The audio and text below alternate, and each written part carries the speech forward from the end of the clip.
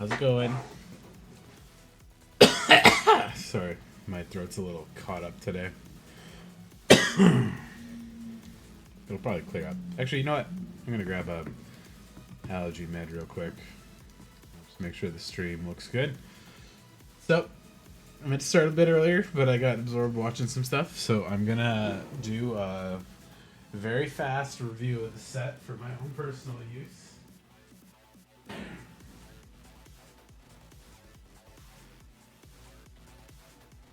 That way, I'll be at least a little prepared for tomorrow when I play Two-Headed Giant with my friend.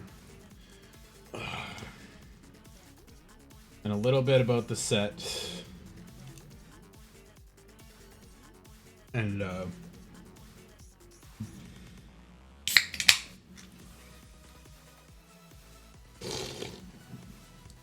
the history and stuff of it. It's a new plane. It's basically a worldwide haunted house. And, it's... I guess the house has been expanding over the plane over time. And, generally it's been pretty non-aggressive. But with the new Omen paths and stuff in the Magic World, it's taken to become much more aggressive in like gathering its souls and people and stuff from it. Oh. It's gonna bug me. Hope that clears up a little bit. It's not a sick thing, it's an asthma thing, so.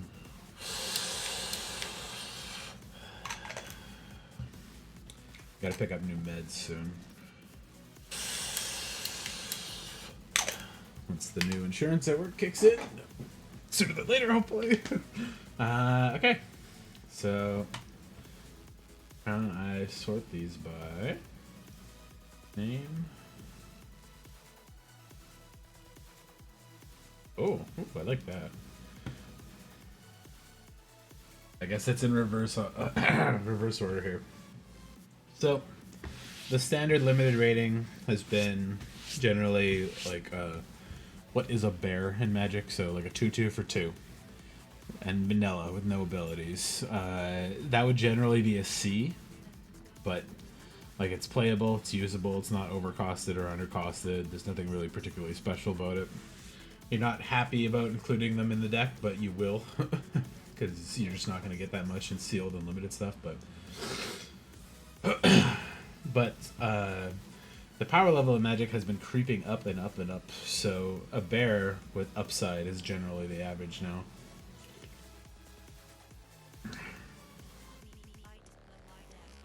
And because of that, stuff like this Acrobatic Cheerleader, which is going to be the first card I look at,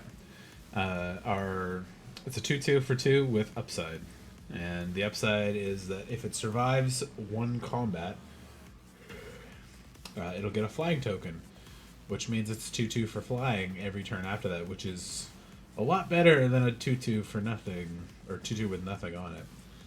Evasion is a very high, I would say, scoring thing in limited games.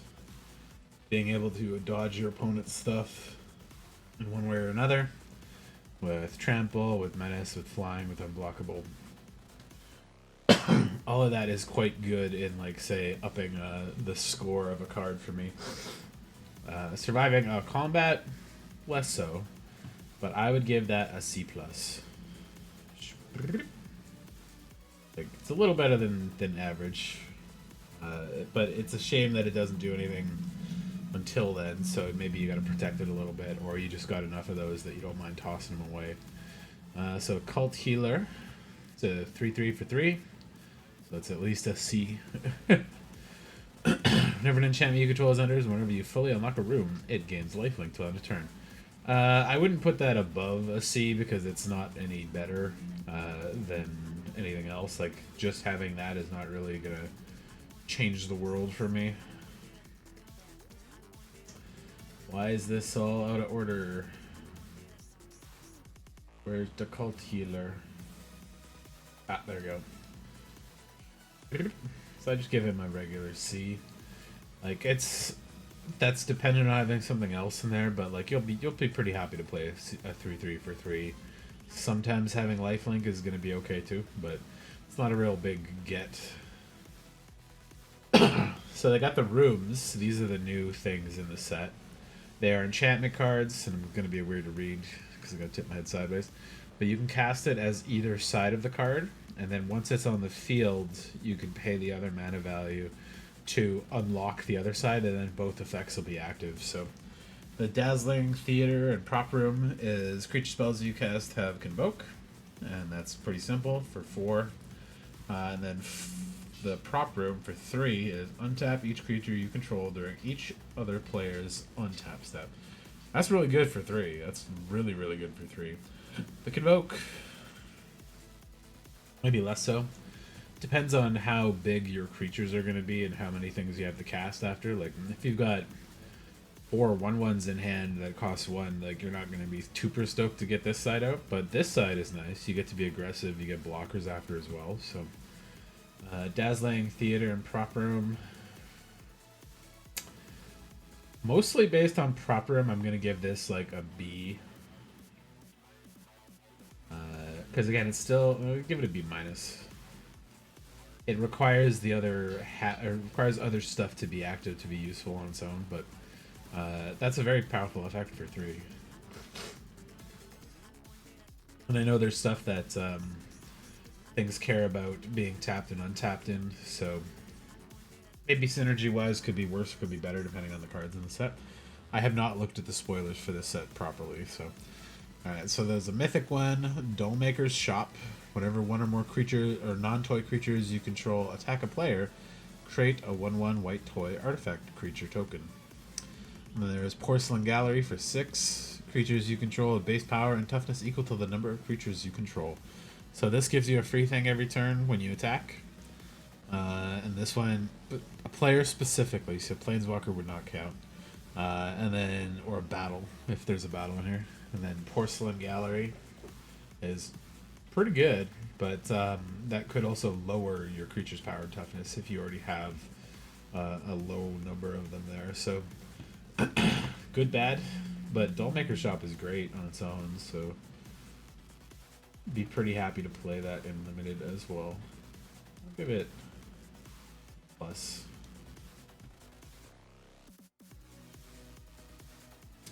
Merge from the Cocoon, 5 white sorcery. Return target creature card from the graveyard to the battlefield. You gain 3 life. It's not your graveyard, so it can be anybody's graveyard. 5 mana is pretty on par for these spells. Gain 3 life. I don't think there's a life gain mechanic that's relevant to this, like a synergy mechanic. But the set seems very focused on monocolor stuff. There are 2, 3, and 4 pip cards, so there's a good chance this is a way you get to get some other creature that doesn't fit your normal deck from somebody else's graveyard, but it's still pretty expensive, so I would put that pretty low. But it's like on par with those effects normally cost, so D+. Enduring Innocence, there's a couple of these, they're really cool, the Endurance enchantments. That are like a creature first, and then if they die, they come back as just a regular enchantment, and still have essentially the same effect on them. So the first one, Enduring Innocence, it's a Sheep Glimmer enchantment creature, 3 mana for 2/1 lifelink, which is not great, but whenever one or more of the creatures you control power 2 or less enter, draw a card. Ability triggers only once each turn, so you can do it on your turn, you can do it on the opponent's turn. If you are able to flash in a creature or create a creature at instant speed or something. And then when it dies, return to the battlefield under auto control as an enchantment. It's kind of mid as a creature, but it'll have a lot of use in like other formats. 3/2 or 3 mana for a 2/1 lifelink is not great, but it sticks around after it dies, so there's probably some synergies with the enchantment stuff that'll matter a little bit more about that. Like, specifically, Cult Healer. I don't know if I can show them there. Because whenever an enchantment enters the battlefield, they'll get lifelink, but I'm not going to count that as a reliable thing that you can repeat, but C-. Drawing a card's nice, but I don't want to play a lot of weak creatures either, so... Ethereal Armor. It's not quite Umbra Armor, but... 1 mana for each enchantment you could... Or, sorry, each creature gets... Blah, blah, blah. Enchanted creature gets +1/+1 for each enchantment you control and has first strike. That's strong. 1 mana for first strike is pretty good. It's automatically going to be a +1/+1 because of itself. If you've got enough other enchantments, that gets pretty big. Generally, enchantments are considered a little bit lower score because a lot of times you'll play the enchantment and then somebody's just going to blow the creature out and you lose 2 things for the price of 1. But there's probably enough of a theme there that I think this is still pretty good. It's cheap, so you're not going to be unhappy to play it. And if you could put it in like a second time from the graveyard or something, that's not bad either. Ethereal... Like half of this list is switched around, it's weird. Give that a C as well. I like it. Exercise. 2 mana, sorcery, exile target. Artifact, enchantment, or creature with power 4 or greater. I haven't seen all the sets, so I don't remember if there's a lot of huge creatures power-wise, but I know there's a couple, but exile, artifact, enchantment, or creature I think is fairly relevant in this set. There's a bunch of enchantment creatures, and I know there's a couple strong artifacts and enchantments around, so this could still be a pretty good card. It's not completely like unconditional removal for white, but it's cheap enough. 2 mana, pretty happy to play that and keep a couple around. Maybe sideboard, but definitely playable. Versatility is really nice. Being able to hit multiple different targets. Alright, here's a sort of reprint / upgrade compared to another card they used to do. I think Fiend Hunter was specifically the one where they didn't like doing these kind of effects where it has an enter effect and then it has a leave effect after. But because you can do shenanigans on the stack, well, this enters, target creature gets exiled, and then but when it leaves the battlefield, each card exiled with it can would get returned normally. But if you bounce this or flicker it while it's on the stack, they don't get the card back because the second part of the effect is a second effect that would go on the stack on top of it. So it would be like exile creature, say Fear of Ability, some creature's getting exiled. And then the second effect, if you flicker it, well, it's that first effect is still on the stack. You return the creature to their hand, but it's not exiled yet. So that effect resolves, then their creature gets exiled, and then your creature gets flickered, and it just goes away. It's interesting, and it's a little too expensive to abuse compared to Fiend Hunter, but on its own, enchantment creature, nightmare, 6 mana 5/5 flyer is pretty good, but you have to exile a creature you control as well, just to cast it. Then you get to exile whatever they got, and hopefully they don't immediately blow this back up, which means you lose 2 creatures and they get something back in their hand. It's a big ask, but it's not bad. Like, I'm happy to have a 5/5 flyer, even if it costs a bit of board presence. Sometimes that exile flicker stuff's going to be relevant. I know there are some flicker cards in the set, so I'll also give that a C+. Fear of Immobility. 5 mana 4/4 enchantment creature nightmare. When it enters the battlefield, tap up to 1 target creature. If an opponent puts that creature, or if an opponent controls that creature, put a stun counter on it. Don't know why you would ever tap your own, but it's maybe relevant for like these cards. Like if it's tapped during your second main phase, put a counter on it. But paying 5 mana to give that a fly counter is maybe not as good. And this thing itself doesn't fly or have anything special about it, so it's a little less good, I'd say. Fear of Immobility. I'm gonna give that give it a C minus because tempo's still really strong and limited, especially if they only have like one creature that's preventing combat for you. Like they have like a stupid huge wall or something, and you can tap that down for 2 turns, and then you get some swings in, push some damage through, maybe win the game there. Can still be really good. And 5 mana is not the wrong cost for that kind of effect, but it's a shame that it's a 5 mana 4/4 with nothing else other than that one stun effect on it. Sphere of Surveillance. Enchantment creature nightmare 2/2 vigilance. Whenever it attacks, surveil 1. That's a very good card. That's a straight up C plus for that one. 2/2 vigilance is already like a C with a bit of upside, and the surveil is strong. Being able to like keep a card on top or put it in the graveyard, because there are graveyard effects always. That can be really relevant, and sometimes you just don't want to land screw, so you get to pitch the land to the graveyard. Granted, you're not always going to get the thing you want out of it, but that's okay too. But enchantment creature is relevant, nightmare is relevant, surveil's semi-relevant. It's a very good limited creature. Friendly Ghost. It looks like a digital projection.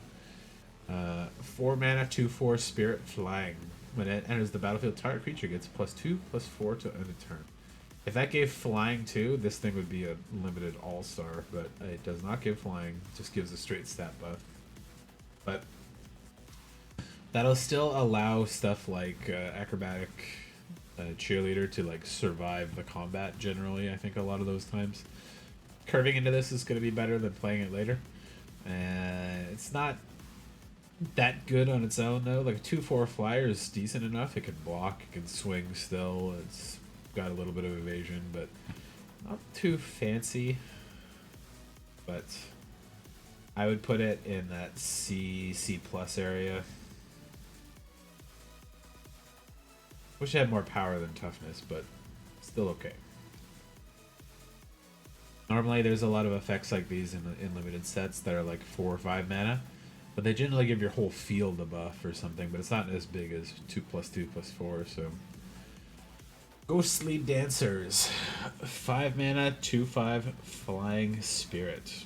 When it enters, return an enchantment card from your graveyard to your hand, or unlock a locked door of a room you control. That's a very good effect, because some of the locked rooms in this cost 5, 6, 7, 8 mana. And this could get that ethereal armor back from your graveyard for you. Whenever an enchantment you control enters, and whenever you fully unlock a room, create a 3/1 spirit creature token with flying. That's a very, very good card, actually. 5 is hard to kill. There aren't a lot of damage-based removals that will hit for 5 generally. And flying is nice evasion. It's not a great attacker, but the fact that it starts generating you bodies really fast, especially if you get something cheap back like ethereal armor, that's really, really, really good. I would give it a B. Maybe B plus. I like the token generation stuff out of it. Like, if there's enough good cheap enchantments to just throw down and do stuff with, because these count too. The Fear of Surveillance and those guys. You could really make this go off like really fast. Glimmer Seeker. 3 mana, 3/3 human survivor. Beginning of your second main phase, if Glimmer Seeker is tapped, draw a card if you control a Glimmer creature. If you don't control a Glimmer creature, create a 1/1 white Glimmer enchantment creature token. Okay. So, if you swing with her at the second main phase, or you can tap her through some other means, you get to draw a card if you control a Glimmer creature. And if you don't control a Glimmer, she'll make one. So you get a little spirit token. It's kind of an annoying way to track that, but the first time she swings, if you don't get a Glimmer, you'll get a Glimmer. Second time she swings, you'll get to draw a card. 3/3 for 3 is not like incredibly survivable though. That's right in the sweet spot for a lot of damage removal and like creature blocks and stuff. So card advantage is nice. She's at least C plus. creating a token is repeatable, but only if you don't already control a token, so it's kind of limited. Yeah, it's just C+ for me. It's also like requiring up to 3 swings if you're like if you're just thinking about it in the raw state of has summoning sickness, then you get a glimmer, and then the next turn you get to draw a card. So yeah, 3 turns to draw a card is not great. 3 for 3 is fine. What card? Grand Entryway and Elegant Rotunda. When you unlock this door, create a 1/1 Glimmer for 2. So pay 2 mana, get a 1/1. Not great, but does give you 2 enchantments out of that. For 3, when you unlock this door, put a counter on each of up to 2 target creatures. Don't like 2 bad effects on there. Like, these are both kind of overcosted for what the ability is. But if you care about rooms and you care about enchantments, could be good. I'm gonna consider it C-. Hardened Escort, 3 mana, 2/4. Whenever it attacks, target creature you control gets +1 and gains indestructible till end of turn. That's a really good way to get some of those tap guys to survive a little bit more. It's not great stats, but it'll probably survive a combat or 2. And giving something else a buff and indestructible will motivate them to kill this faster. Not bad. For 3 mana, I'll give it a C. I always like these with more aggressive stats, but some nice spooky arts here. Jump scare. 10th turn, target creature gets +2, gains flying, becomes a horror enchantment creature in addition to its other types. So there's always a lot of these Mighty Leap style cards. This one's cheap though, and depending on how many things you have that care about these things, that could be really, really, really strong. If you get 2 or 3 of these though, you're in a really good spot for just beating face on people really good. That's a C+ one for me. Leyline of Hope. New ley lines, I love it. I think they still printed just the black one though, like the Leyline of the Void. Not anything new. Oh yeah, sorry. On the side too, I'm watching people walk around TwitchCon. I know they're I was looking for the normal guys I watch walk around like different countries and stuff, but I don't know if they're at TwitchCon or not today. They don't seem to be, at least. So, Leyline of Hope. 4 mana enchantment. Leyline of Hope is in your opening hand. You may begin with it on the battlefield. All the Leylines have that text. It's a good way to cheat something out. It's more likely you'll get it in limited, but it's also less likely you'll be able to take advantage of all the effects of the Leylines generally. If you would gain life, you gain that much life +1 instead. If you have at least 7 life more than your starting total, you get a double anthem. +2/+2. What was this? People talking?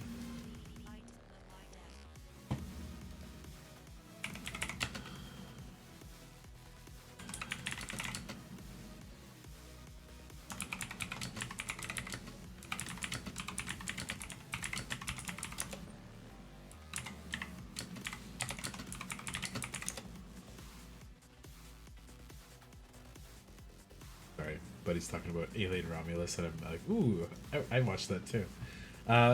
So far, I don't think we've seen a single way to gain life. I don't know if that's really a big thing that this set is doing. He's got temperamental lifelink, but if you could make the life triggers happen a lot more, then you're gonna get to an emblem pretty rapidly. Like, limited games tend to go at least 7, 8, 9, 10 turns around, because you get into places where people just aren't drawing removal. They've got 4 or 5 creatures on board. Nobody can really swing through really well. If you have a reliable way to gain life, that becomes really strong, because it does double duty. Especially if you get to cast it for free without, like, first turn of the game before they have any way to interact with it properly. I do not think that is good in most cases, though. I'm going to put that as a D. Until there is enough lifelink to really make that sing, but I haven't seen it yet. Then that might be hard to turn on properly. Lionheart Glimmer, 5 mana, 2/5 with Ward 2. Whenever you attack, creatures you control get +1/+1 to end a turn. So that doesn't require him to attack either. He can sit back and hang out there. 5 mana for a 2/5 is like terrible stats though. Ward gives him some protection at least, and he is an enchantment, he is a Glimmer, so it's like relevant typing and not a bad effect, but he's kind of like a bad creature. So I will give him a C. Living Phone. I really love all of the like spooky toy creatures and stuff. They're really fun. 3 mana artifact creature toy, 2/1. Whenever it dies, look at the top 5 cards of your library and reveal a creature card with power 2 or less from among them and put it into your hand. Put the rest on the bottom of your library in a random order. Interesting. I don't get the relation to the numbers. Especially power 2 or less. Like, again, I'm not stoked about searching up, like, bad creatures. And a 3 mana 2/1 with no other effects is not great. Depending on how many artifact synergies, I know there's a couple because of the some of the rooms care about it, and some of the things care about toys too.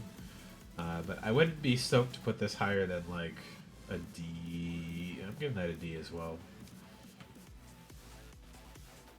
I don't enjoy picking lots of 2 power creatures if you have the choice to do it. So,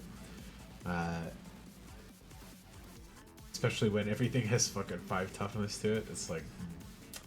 Alright, Optimistic Scavenger, 1 mana Human Scout, 1/1. Whenever enchantment you control when you control enters, and whenever you fully unlock a room, put a 1/1 counter on target creature. That's a really good enabler for that deck. That makes a lot of those bad creatures much better. And there are multiple ways to trigger that, and it's not once a turn or anything like that. This card's going to be very, very strong. Although it is a 1/1, it dies very easily. But that's going to be something people really want to get. That's a B-. Orphan of the Wheat. 2 mana, human, 2/1. I love the art, it's spooky.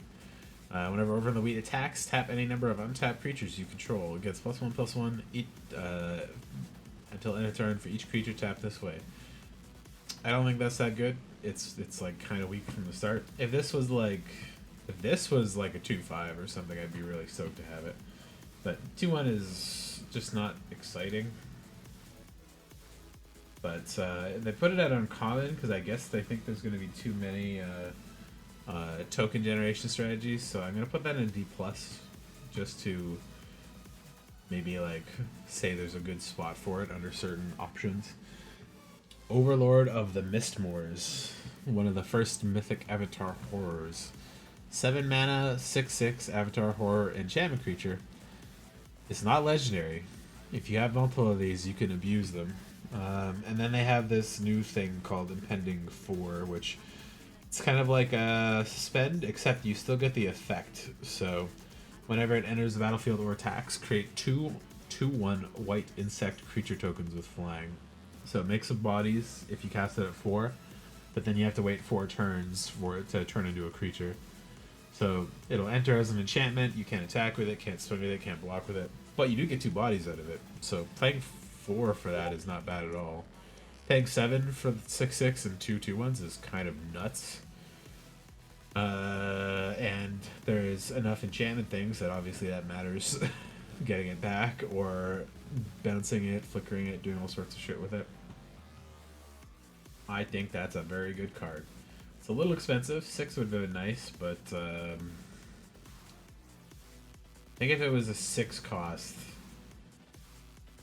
they'd probably have to reduce the bugs it gives you, either to make them 1/1s or to make them only give you 1 or something. But the impending is interesting too. I wonder if I don't remember if there's any ways to manipulate the time tokens or time counters. So put it that at A- for me. But that thing's a good card. Patched Plaything, spooky bear with a face on it. 3 mana toy, 4/3 for 3 with double strike. And it enters with 2/1/1 counters on it if you cast it from your hand. So if you can special summon it via like graveyard stuff or cast for free or something out of exile, really good. It's also a fantastic flicker target. Put it out for 3 mana. 3 mana 4/3 alone would have been really strong, but a 3 mana 4/3 with double strike is like fucking gross. It's really strong. But yeah, the -1/-1 counters obviously are something you have to deal with. Either put counters on them to counter it out, flicker it, bounce it, but like get it back from the graveyard, cast it off top of your library, something like that.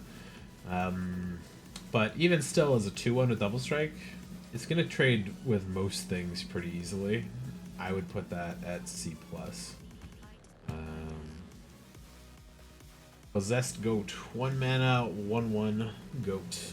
Pay 3, discard a card, put 3 counters on Possessed Goat, and it becomes a black demon in addition to its other types, and activate only once. That's like monstrous. I think that's even in the set, the monstrous ability. That's not bad at all. Like, there's enough graveyard synergies that discarding something like that is okay. And mana sinks are pretty nice and limited, especially like a couple turns in, you're gonna wanna like toss some mana at stuff to like do some things with it. And discarding card might be good too. But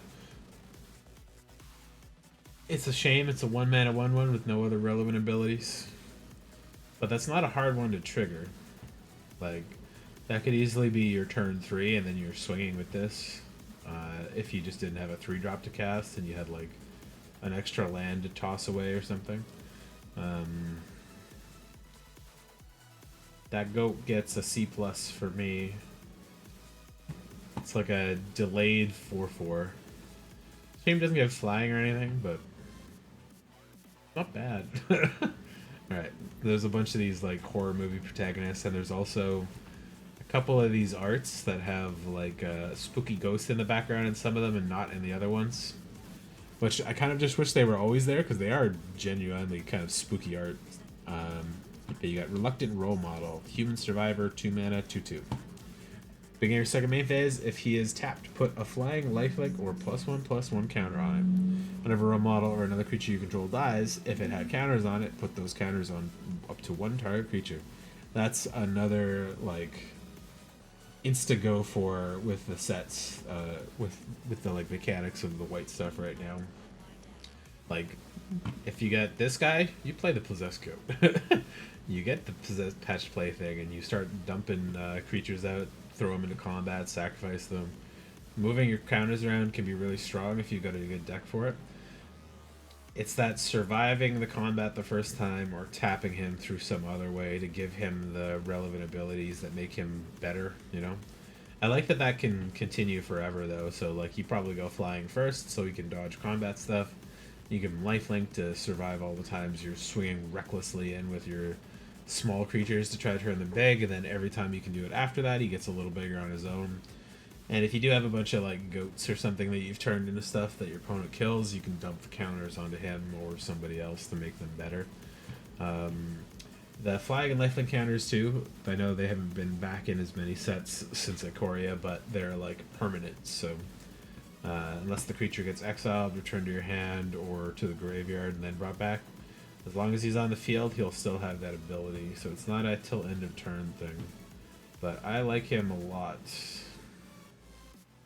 I put Ghostly Dancers up there. I think this guy's a B because he doesn't make bodies and he doesn't have the natural flying and stuff, but it's a very strong little rare.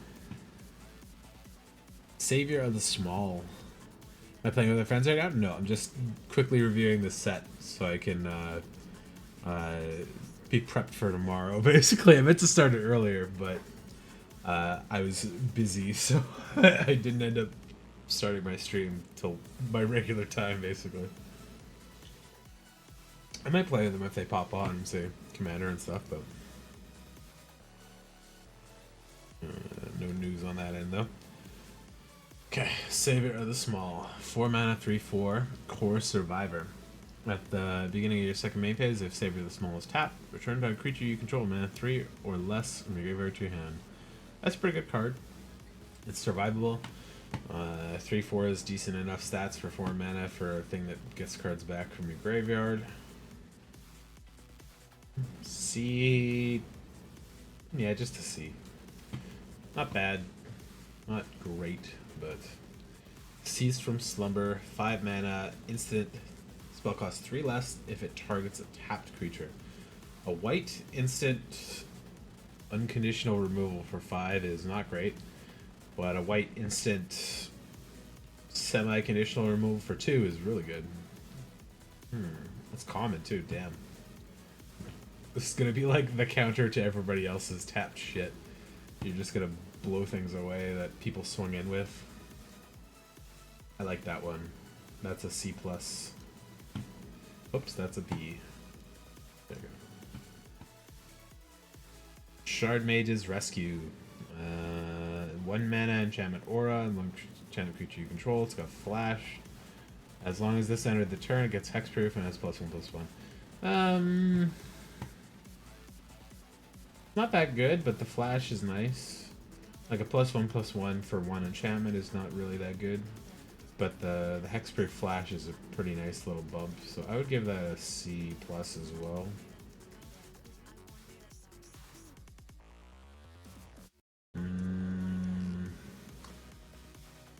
Yeah, I think there's enough enchantments that Ethereal Armor gets bumped up as well. Sheltered by Ghosts. 2 mana enchantment aura, enchant creature you control. When Sheltered by Ghosts enters, target non-land permanent opponent controls until it leaves the battlefield. Target creature gets +1, has lifelink, and ward 2. That's a crazy fucking enchantment to have at uncommon. That's that's a removal. It's a buff to your creature. It gives protection to your creature, and it gives lifelink. I was like, I gotta paste that to buddies too.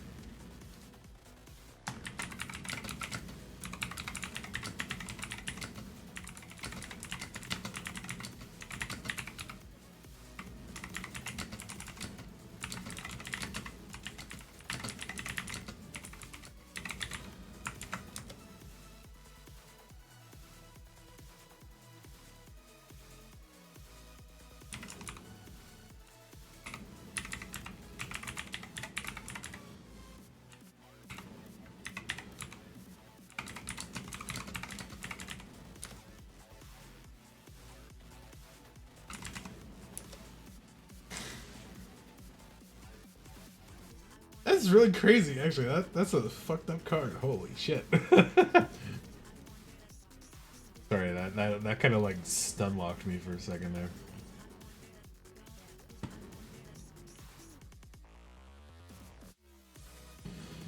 Okay, so Sheltered by Ghosts. I think that's a good enchantment.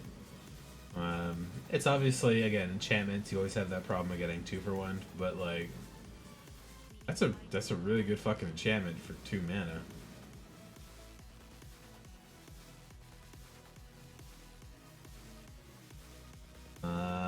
Ooh, they brought this kind of cycle back. I like that. Okay, Shepherding Spirits, 6 mana, 4/5 flying, Plane Cycling Spirit for 6.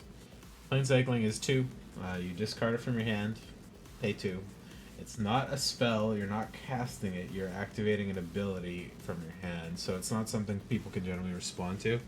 And I don't think this set has any counter-target abilities or anything like that. It might.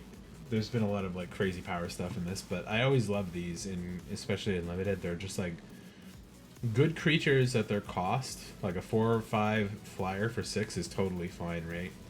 But being able to pitch it early to get an extra land if you need it is really strong too. So it's not busted, but it is a solid C+ for me. Split Up, it's a cool one. It's a really the dumbest idea in horror movies, but 3 mana board wipe that you can choose how it benefits you the best is really nice. Like, especially if you're in that board lock state and they don't know you have this.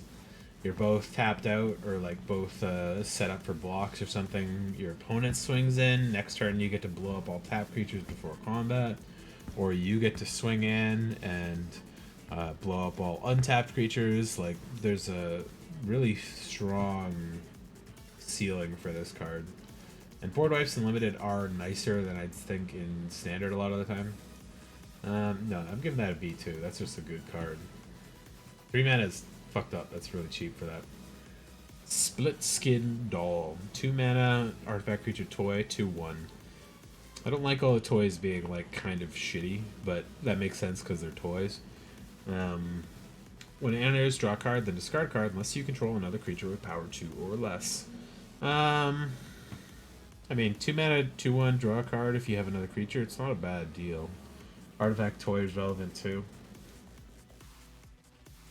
It being so weak, though, and not having a relevant combat ability makes me rate it lower, so I'm going to put it in as a C again. If it had, like, lifelink or first strike or something, I would probably rate it another step up, but it's kind of weak for an uncommon. Another room, we got Surgical Suite. When you unlock this door, return to a creature card with mana 3 or less from your graveyard to the battlefield. That's pretty good. That's a pretty cheap version of that effect, too. And then Hospital Room for 4. Whenever you attack, put a counter on target attacking creature. That's not as strong as these effects have been before, but either of these sides is something you'd probably play pretty happily. And especially, like, no matter which side you play first, you really want to get this Hospital Room active more than not.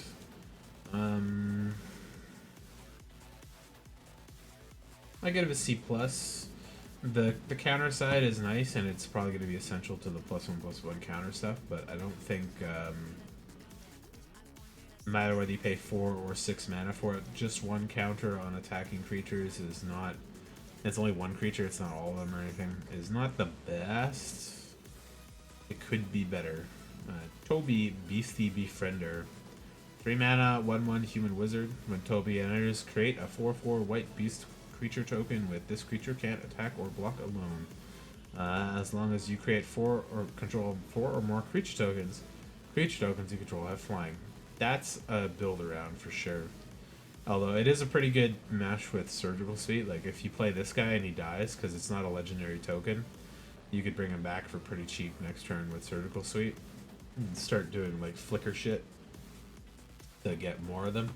But yeah, he's very vulnerable on his own, so they're going to blow him up and remove your flying very fast.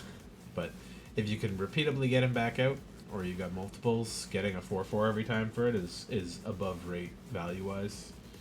Especially because you're splitting it up into 2 targets, so I would give that a B- for being too squishy to not be enough to be good as a B or more. But Trap the Screen, 3 mana, enchantment, ward 2. When it enters the battlefield, exile target artifact, creature, or enchantment opponent controls until tapping the screen leaves the battlefield. So it's not non-land permanent.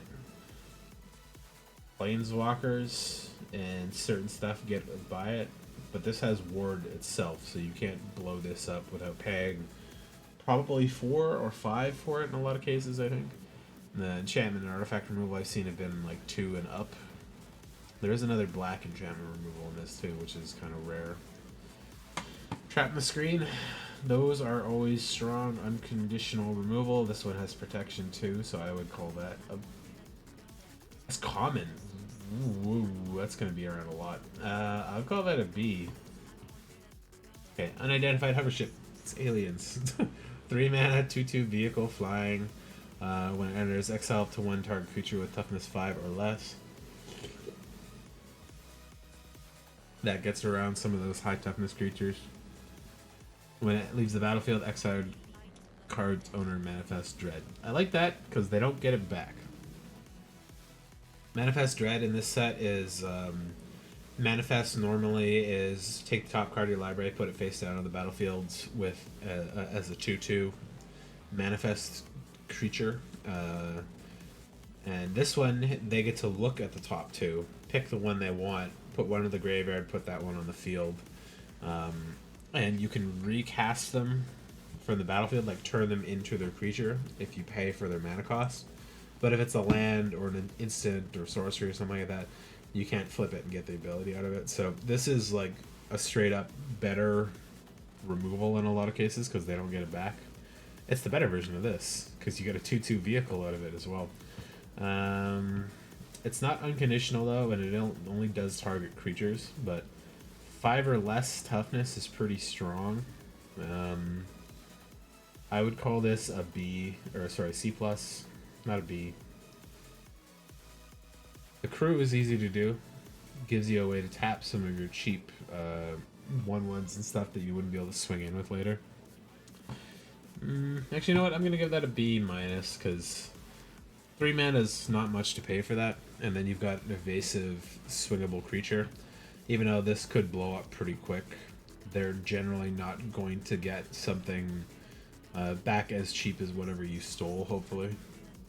And you still have a creature afterward, because this is just Korean, I think. Unsettling Twins, 4 mana, 2/2 human. When it enters, manifest Dread, so you get another 2/2 off the top of your library. 4 mana is an interesting effect for that, because there are, like I said, a couple creatures that do better when you cheat them in. The one that comes to my mind immediately is Patched Plaything.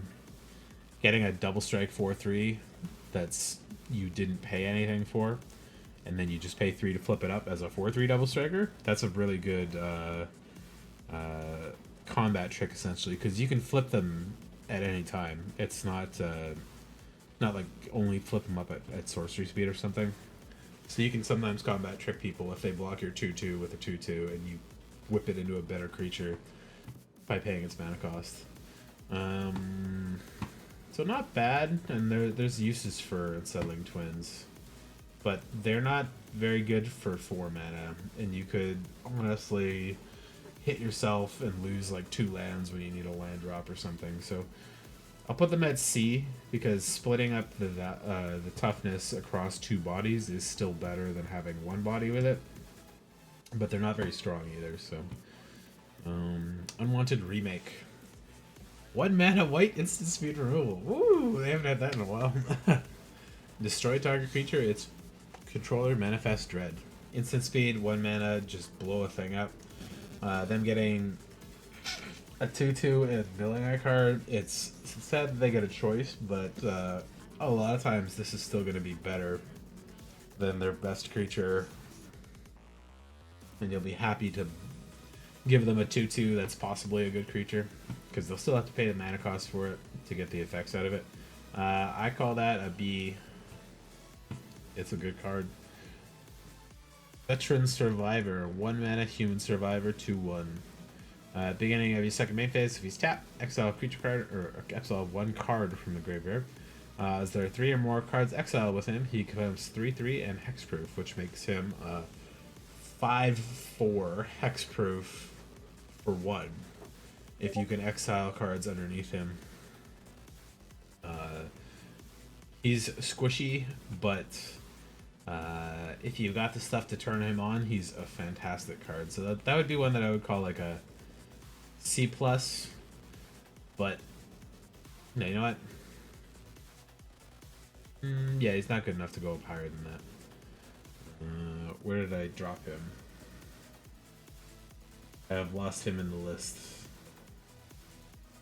I was like, if he started with better stats, he'd be higher than C+, but he's a 1 mana, so can't be that good. Oh, there he is.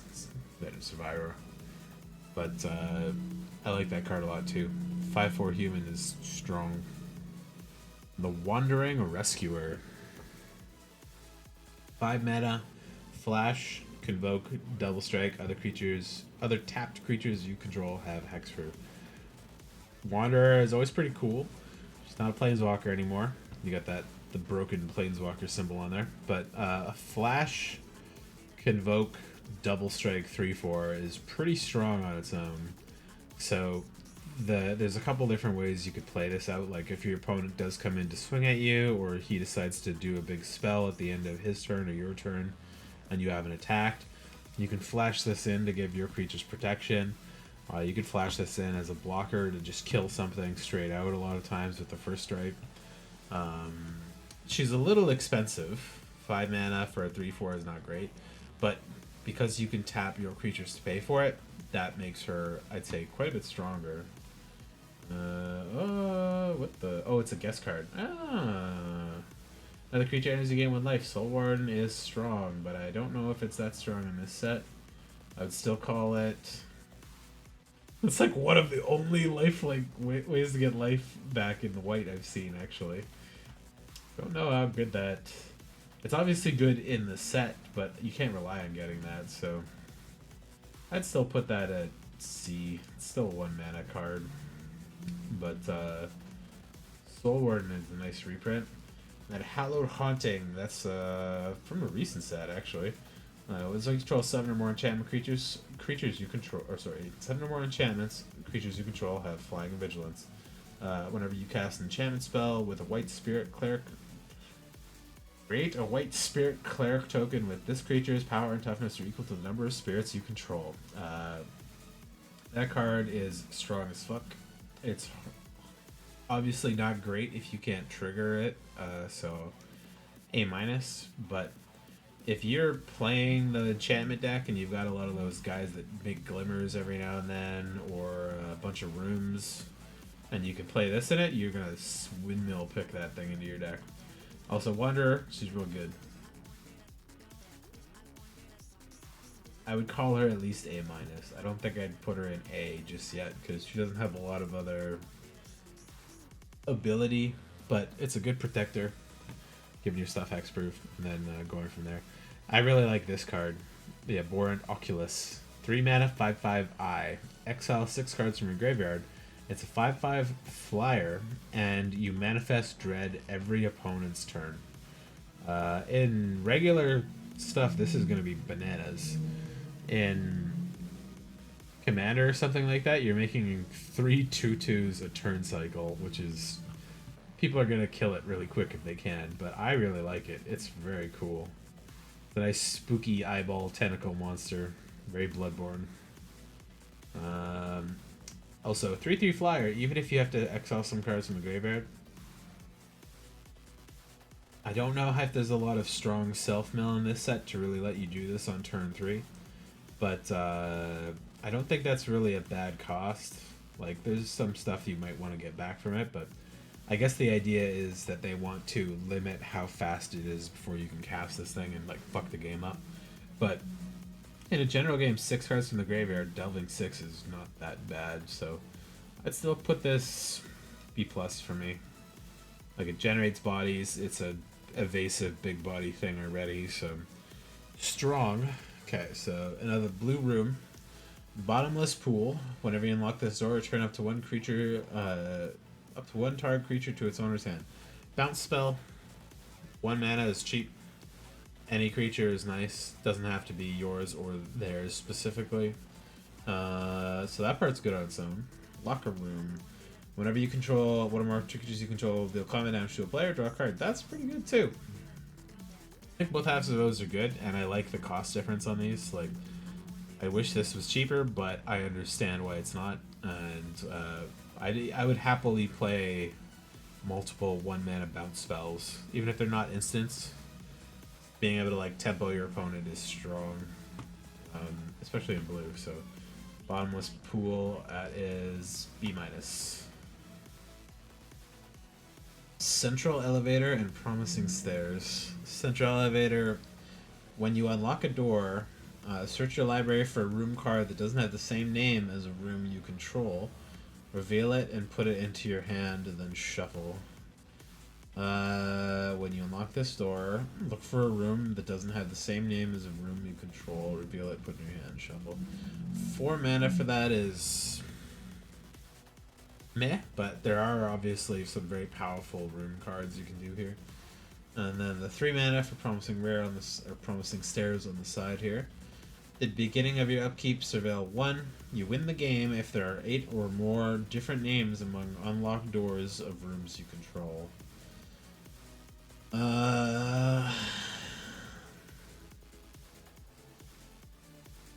So if you have at least 4 fully unlocked rooms, you could win. I like dumb unlocked room conditions. It's annoying that this is cheaper, but I guess that motivates you to put this out fast. But the one you really want here uh, is to search for an extra one immediately and go from there. I don't think either of those are good in limited, but people will do it. You're definitely gonna see somebody win with that. So I'm giving that a D plus. Neither of those affects the board state in any really significant way, and the search for another room is a little expensive for me. But people are going to care about rooms. They might play it. There's a chance they may win the game with it. Searching for an extra room could be a good win if you have a variety of rooms that can affect the board state in a way that you like. Clammy Prowler, 4 mana, 2/5 horror enchantment creature. Whenever it attacks, another target attacking creature can't be blocked. That's a very strong enabler for combat stuff. 4 mana, 2/5 is not that great. Enchantment creature and horror add a little bit to it. But giving something else unblockable definitely turns the value up on that. That's a C plus for me. That lets your big fragile creature get in for combat, protects those survivors that need to last one combat kind of thing. Creeping Peeper, 2 mana, 2/1 eye. Another eye. Add 1 blue. Spend it only to cast an enchantment spell, unlock a door, or turn a permanent face up. They print these every now and then. They're usually for instant, sometimes for artifacts, sometimes for other stuff. But they're valuable enough. Usually they're like a 1/3. So this being slightly more aggressive and less survivable, I'm not a big fan of. Like, it could die quickie. But colored mana tappers are kind of rare too, so it's a weird one.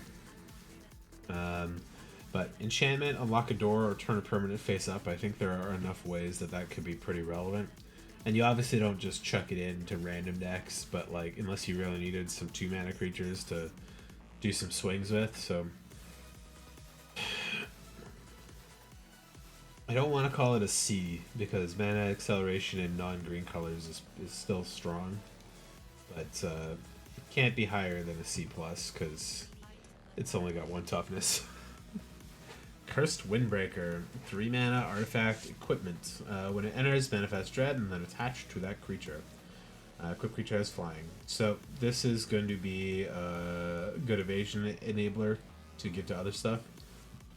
But the thing is that you could flip the best thing off the top of your library for cheaper and without casting it, put it on the battlefield. And it's probably going to survive long enough with the flying evasion to actually be flippable when you've got mana for it. Like, just for example, say you put this fucking shark under there. It's a 2/2, but it has flying, so they can't kill it generally through combat as easy.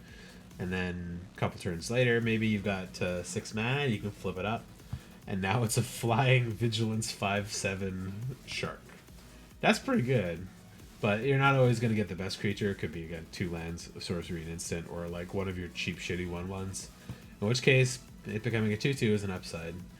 So yeah, Cursed Windbreaker, treat it as a 3 mana 2/2 flyer that sometimes is going to have an upside.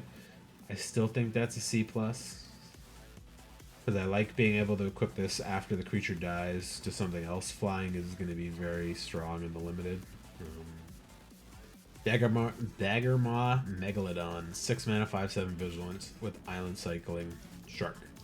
I already talked about how I like the cycling land stuff. I think this is as good as the flyer one, but it is not flying, so I think I put that to... where did I put it? Was C plus? Yeah, I think that's a C plus too. Sometimes you just need a beefy creature to finish the game out, and these kind of creatures really fit the bill in a good way. And Vigilance is not as strong in blue, but 5/7 is good stats. It's going to survive combat with a lot of random things. It's a Jace. Don't make a sound. Instant counter target spell unless its controller pays 2. If they do, you get to surveil 2. Upside for them not paying the cost, I think, is one of the first times I've seen those. A lot of times it's usually just like they don't get the spell if they don't pay the 2 kind of thing. This is variable. It's nice that it's not only creatures or non-creatures or something, but paying 2 is not a big cost, so I think there's a lot of times this can whiff.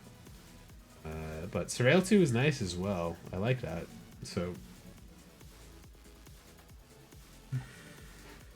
C+. Yeah.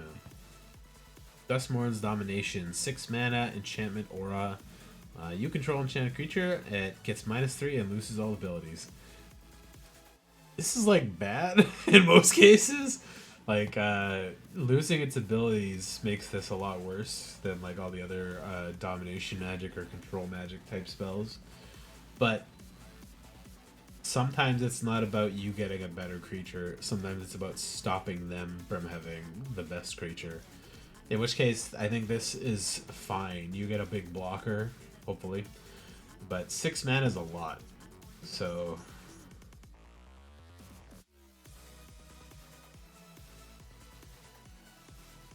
C, stealing their creature is essentially removal, and enchantments are hard to blow up for other people usually.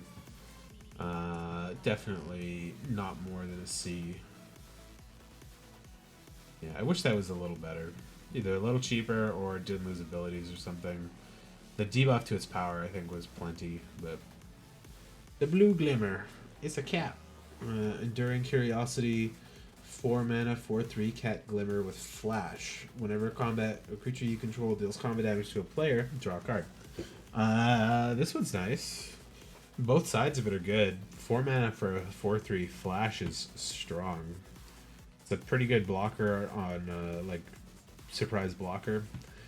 And if they don't block some of your creatures, you get to draw some cards. It's not only whenever one or more creatures, it's every creature, so that's nice. I like that one a lot. That one's a good one.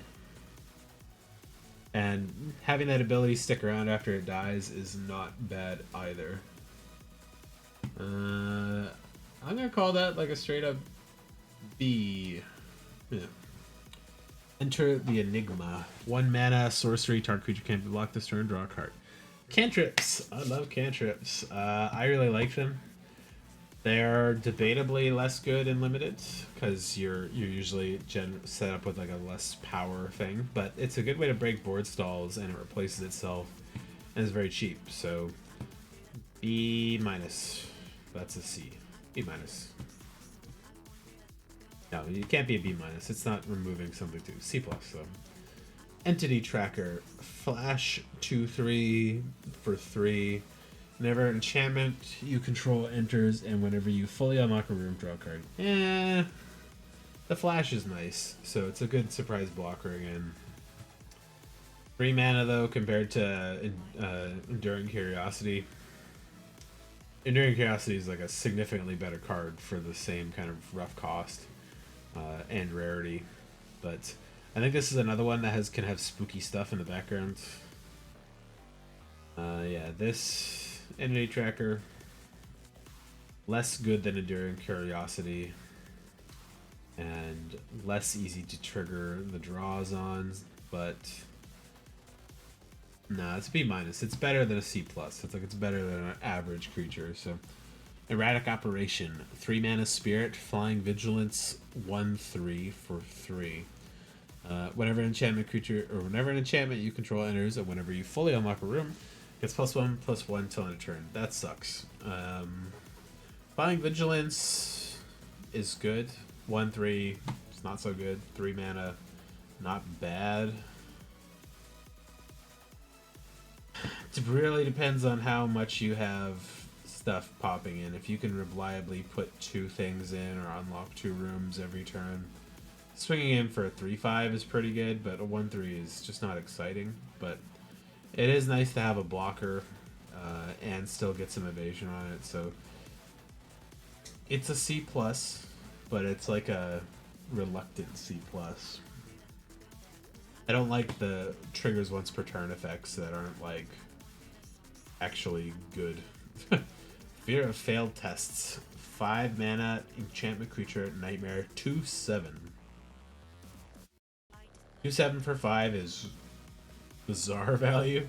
Whenever Fear of failed tests deals combat damage to a player. Draw that many cards. It's a great effect on a middling creature, so it's a great blocker.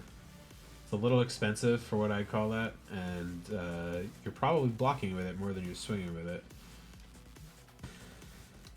Depends on how many things you can do that give it flying or enter the Enigma, make it unblockable, because then drawing 3 cards off of those 2 things is pretty good. Fear of Falling. 5 mana, 4/4 enchantment creature flying. Whenever it attacks, target creature the defending player controls gets -2 and loses flying till the end of next turn. That's a good one. That removes a blocker, does some damage. It still costs the same. It's the same rarity as the other one. It also reduces the power of that flying creature that dropped, so there could be a positive trade if they really feel like they need to block out of that. Yeah, that's a good one. Whereas Fear of Failed Test was a C, I call this like... I almost want to put it up into B-. Because you're removing a flying blocker, but not actually like fully clearing up the ground. C+. Fear of Imposters. I don't understand if that's supposed to be a person or planeswalker we recognize, but 3 mana, 3/2 flash enchantment nightmare. Counter target spell, control manifest red. What the cancel with a body is interesting. I don't. That's a weird one.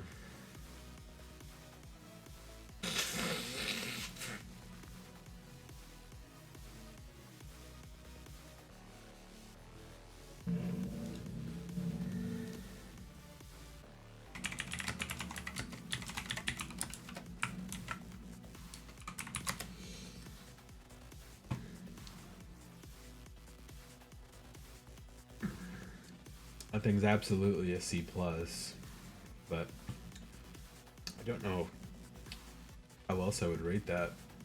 This gives your opponent a 2/2, so maybe you're countering something really big and you're giving them something worse, and you still get a body out of it, but the enchantment stuff's relevant, obviously. The flash is nice, you get a good blocker out of stuff too.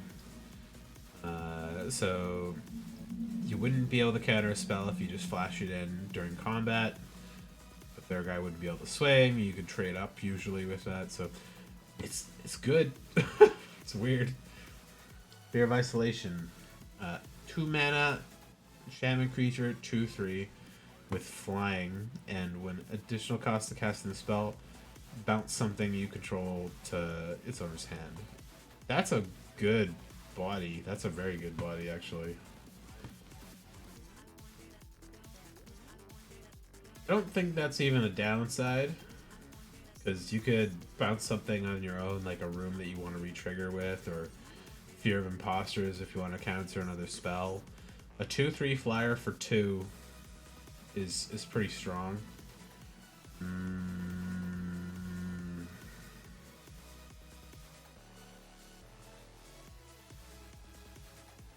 Not strong enough to be a B-. Gonna be a lot of these that sit in this C+ range, I think. Blood Pit Drowner. 2 mana, 2/1 merfolk, flash. Holy shit, there's a lot of flash. Flash Vigilance. When it enters the battlefield, tap target creature and opponent controls and put a stun counter on it. Shuffle Flood Pit Drowner and target creature with a stun counter on it into their own libraries. That's pretty funny, actually. So for 4 mana, you can get rid of their best creature, suck it into the depths. That's a very funny creature.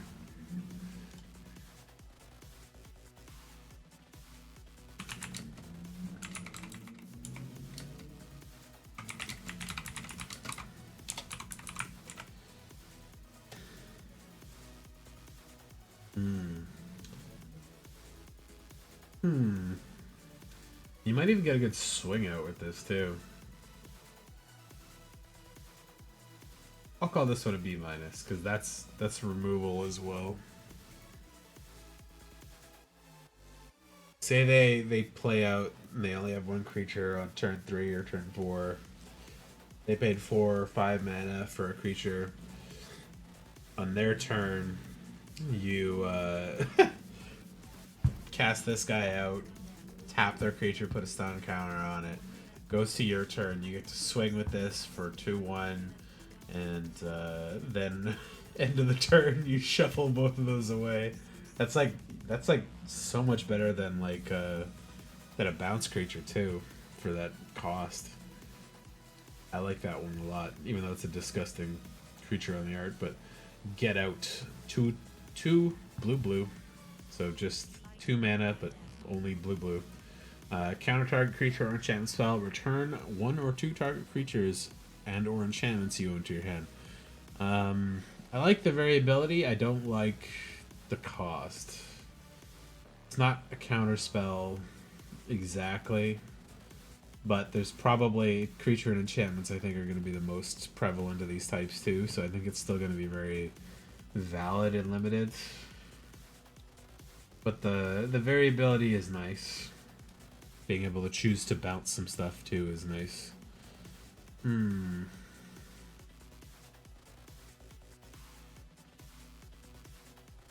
Kaito cut through an own path into this world. That's funny. I don't like double pips on cheap cards because then you really have to be like mainline coloring that very hard to like reliably play it. Ghost of Keybearer, 4 mana, 3/3, Spirit Flying. Whenever it deals combat damage to a player, unlock a lock. That's pretty good. That's actually quite good. It's obviously a very strong pick for the Doors deck. But 4 mana, 3/3 flyer is pretty good on its own. I think unlocking the locked doors makes this really hover that B- line to C+. Because if you have a Doors deck, it's a B-. If you don't have a Doors deck, it's just a really beefy flyer for a good cost, and that's fine. Glimmer Burst, 3 mana, instant, draw 2 cards, create a Glimmer. 4 mana to draw 2 is not the best. It's like worse, but instant is nice and Glimmer is nice. I give that a C. Leyline of Transformation, 4 mana, beginneth, it's in your hand at the start of the game. Choose a creature type. Creatures you control are the chosen type in addition to their other types. Name is true for creature spells you own and control, and creature spirits you own that aren't on the battlefield. It's can't remember the name of it. The Shapeshifter's Bow Tree or whatever. But getting it for free, not bad. It matters less in a lot of decks, but there are obviously decks that care about that too. So I think that's a D+ as well. Like, if you don't have a thing that cares about glimmers or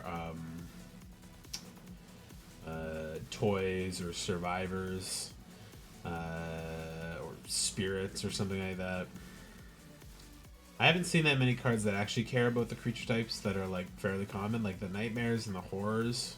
There's a lot of them, but I haven't seen things that care about that. They care about the enchantment part, which is not a creature type technically.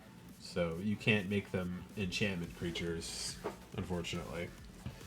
Marina Vendrill's Grimoire. When it enters, if you cast it, draw 5 cards. You have no maximum hand size and don't lose the game for having 0 or less life. Whenever you gain life, draw that many cards. Whenever you lose life, discard that many cards. If you have no cards in hand, you lose the game. That's a non-limited card. That's all I can say about that. If you play that in limited, you're going to die very fast. Drawing the 5 cards and then holding a bunch of cards in your hand is a nice way to protect your life if you're at a really low life total, but cards in hand is not the same as 20 life. It's, I'd say, significantly less in a lot of cases. I'm gonna give it a D-. It's not an F. There are situations you could play that and be happy to have that on the field. But I think if you get into a long game where you need to do this at like 4 or 5 life total, and you're like, this is saving my life by playing this and drawing 5 cards, I think you're gonna mill out before you die. So I don't think that's as relevant in a lot of cases. And as I said before, there's not that many ways to gain life yet, so you're not gonna draw that many cards, and discarding that many cards from hand could be much worse for you if somebody has ways to make you lose life outside of combat. Alright. Metal Locker. 3 mana room. When you unlock this door, tap up to 2 target creatures and put a stun counters on it. Wait, what? Oh, tap up to 1 target creature, put 2 stun counters on it. That's a nice way to lock something away for quite a while. And then Drowned Diner. When you unlock this door, draw 3 cards and discard a card. This part's underwhelming, but not bad. This part's really good. That's a good tempo removal spell there.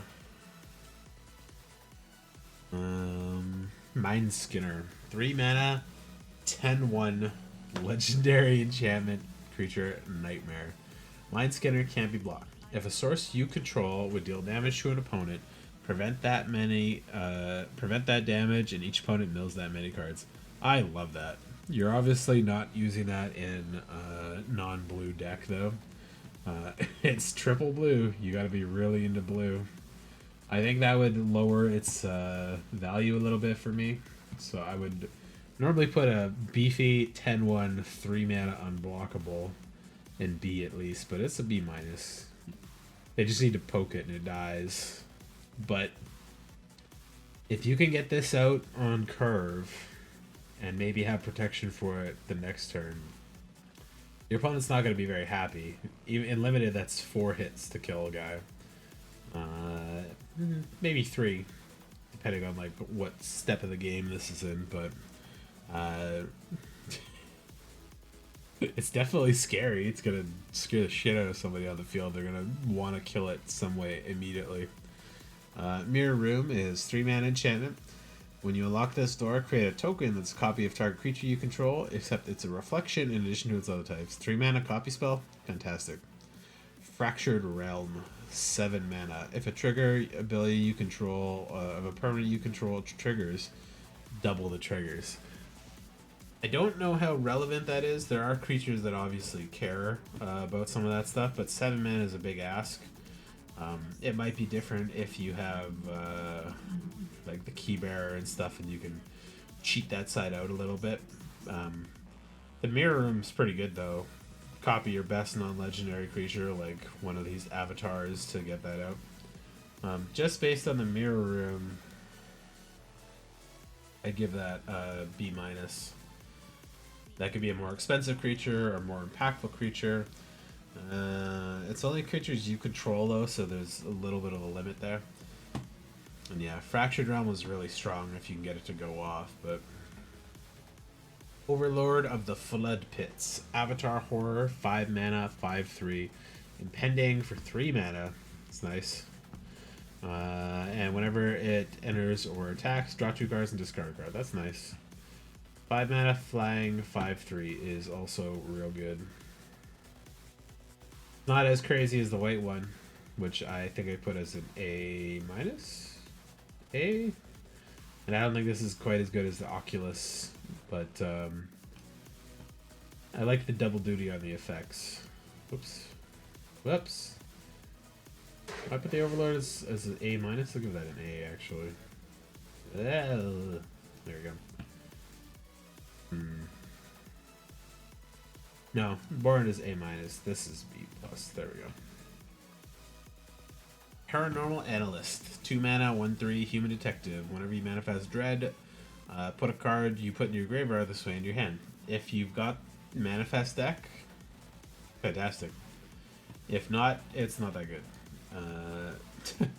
I would put that as D plus. Like a very temperamental card. Piranha Fly, that's kind of cute.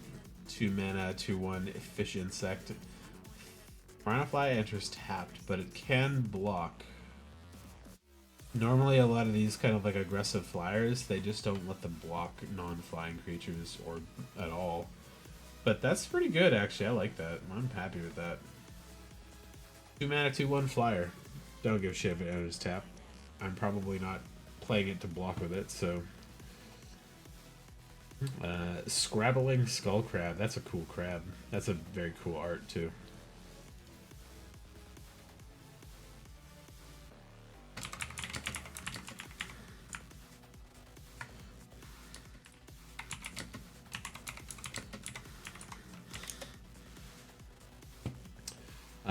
One mana, 0/3 Crab Skeleton.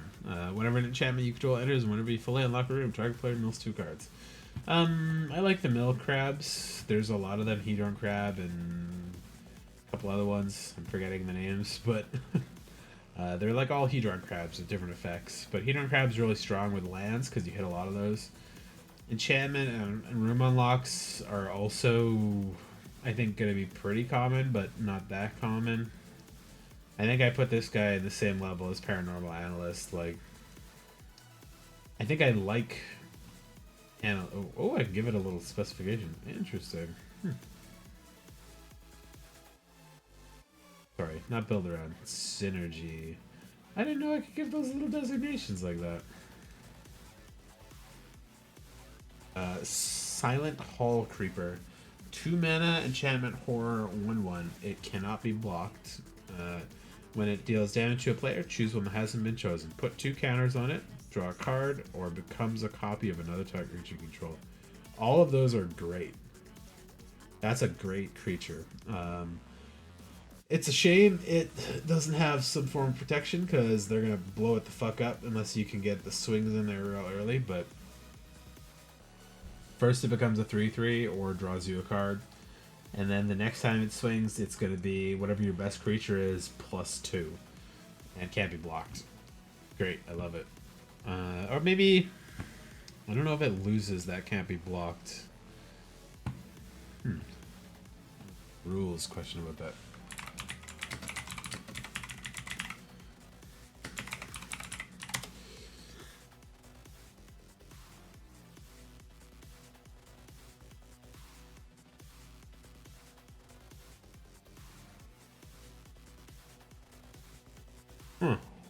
Interesting.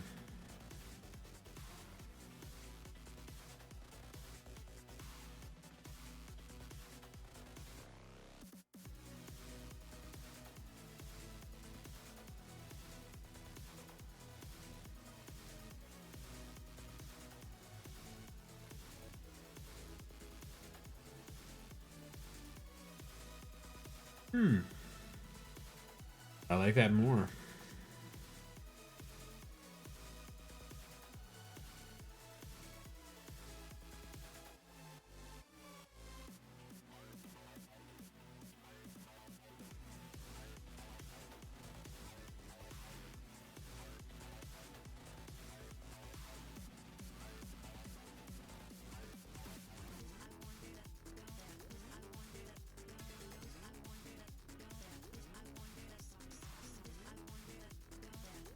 I like that a lot, actually. So it does lose the other abilities, so it would be able to be blocked, and it would not be able to do the other parts of it. But if you had 2 of them, you can choose the other Hall Creeper, and it becomes a new instance of that. So you could redo the options. I like that a lot. Still B- though, because it's very squishy. And it takes a couple turns to do at least 2 of the things you want it to do. If you're focused on combat and you don't really care about drawing a card, turning counters on it and then copying another creature is probably going to be the 2 orders you do for it. And that'll make it a better version of whatever your best creature is at the time. Or if you're lucky enough to get 2 of these, or make a copy of the first one, and then this one can copy the other horror one, then it can still be another unblockable guy, draw more cards, get a counter, copy the next one, etc., etc. I like the ability to have 2 of them, just like infinite unblockables kind of thing. But it's a little squishy, so it can't go up higher. Stocked Researcher, 2 mana, 3/3 Defender. Whenever an enchantment enters, and whenever you fully unlock a room, they always do these 2. There's always a 2 mana, 3/3 Defender. that gets undefended when it can do other stuff. They're decent blockers, which is nice. I think it's probably pretty easy to trigger it, but I'd still put it at just a C since you can't actually swing with it until you have something that triggers it up. Stay hidden, stay silent, 2 mana, enchant. When stay hidden, silent enters, tap target creature or enchant a creature. When enchanted creature doesn't untap during some controller's untap step. Pay 6, shuffle enchanted creature into its owner's library, then manifest dread. That's a better version of those two. Normally those cost like 4 mana. They fucking really lower the cost on that. I like that one a lot. Tap it, doesn't untap, so they can still untap it through other means if they have the ability to do it. But it's a cheap blue removal spell, essentially. This does not stop other effects, though, and there are a lot of triggerable effect creatures in this set, so keep in mind that they can't like swing with it, but they may still be able to use its make players mill stuff effects or something. So 6 mana to push it away is a little expensive, but it's not that hard and limited, I don't think so. And but giving actually I've talked myself down into putting this one step lower. Giving them a manifest dread off their library is like, your creature was locked down and here's possibly a better creature. So okay. Tale of Tamio, 3 mana, saga. Mill 2 cards. If 2 cards share a type, draw a card and repeat this process. It's mill your cards too. Interesting. Exile any number of target instant sorcery and or Tamio planeswalker cards from your graveyard. Copy them and you may cast any number of the copies. So she's dead in canon. So there's almost no possibility of her being in a standard set to use the second half of the saga here, which I think makes this like a commander card, and I don't like that. But the mill and draw card stuff is debatably useful in a lot of decks, and it might even be useful in this limited set. Like if you get that Abhorrent Oculus and you really want to mill yourself heavy to get that out fast, but I don't know if there's that many other mill or self-mill and graveyard stuff yet, at least not in the white and the blue. I'm gonna put that pretty low.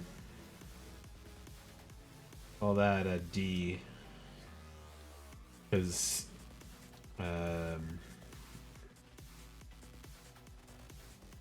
still have to pay for the second one, which is a little rough. Tunnel Surveyor, 3 mana, 2/2 human detective. That's bad. When it enters, create a glimmer. Not bad. Not great. I give that a C minus. Yeah. I like playing 3 mana for a vanilla 2/2 essentially. Twist Reality. Counter target spell or manifest dread. Better cancel. Yeah. C. Yeah, it's a C. Unable to screen. I've talked about this with my buddies. It's the cheapest they made this effect, and like they literally just had a Modern Horizons 3 blue enchant that was more expensive than this.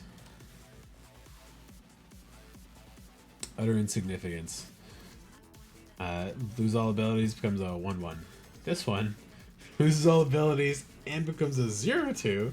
That's better, and as long as it's face down, it can't be turned face up. So, stumps your manifest, stuns your dreads, stumps your other ones.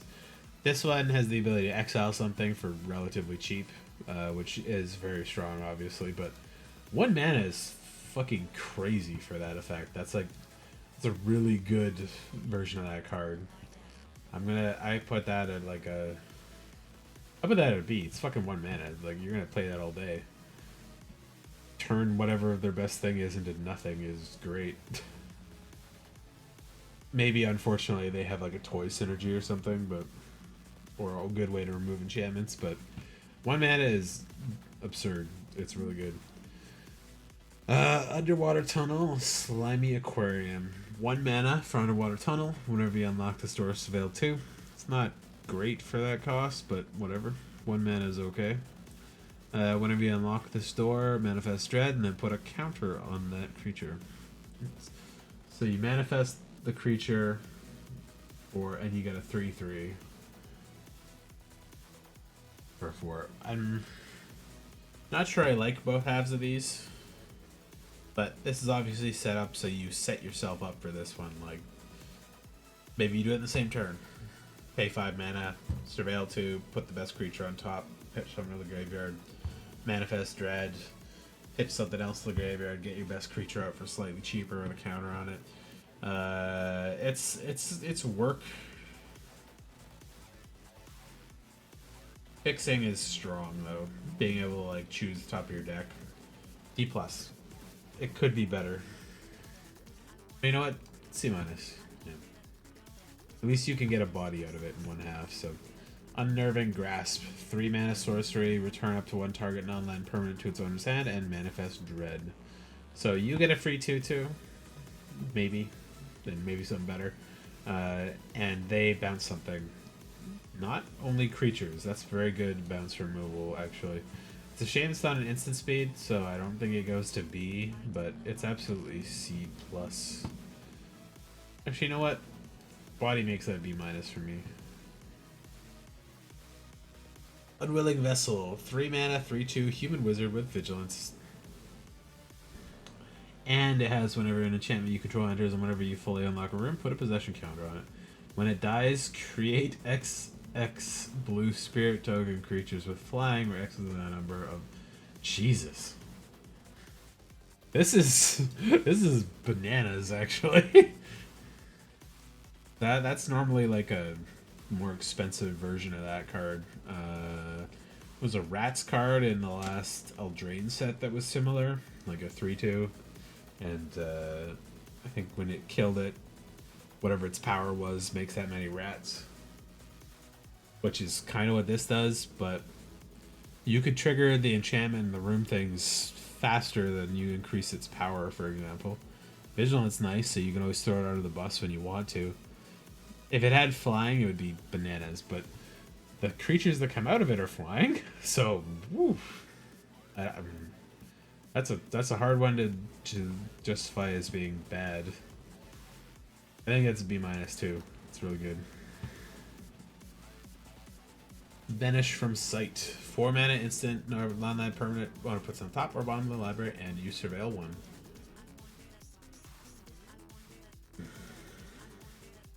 It's there's one of these in every set, and they're always pretty valuable. I like them better when they got cost reductions on them. But good tempo. Okay, Expropriate. 9 mana.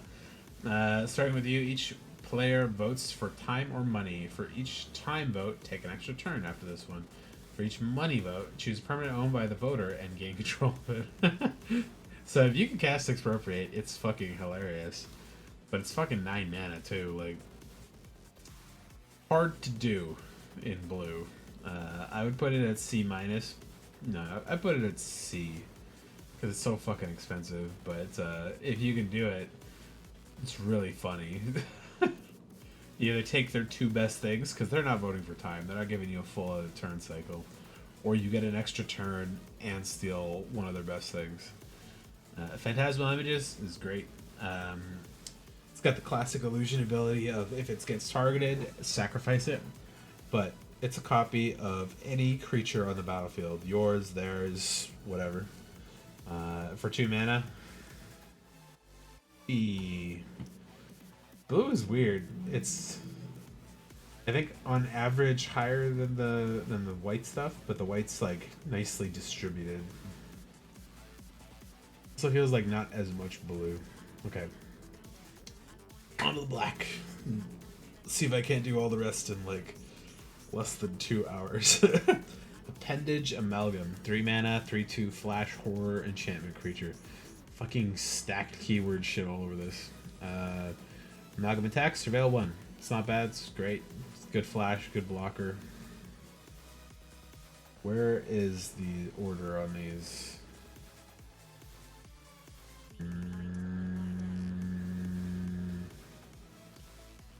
go. Appendage Amalgam. C+, easy. Good cost, good ability. Surveil's nice. Good relevant creature types and enchantment stuff. Velmerk Leech. Whenever an enchantment you control enters and whenever you fully unlock a room, each opponent loses a life. 2/2 for 2 with an upside.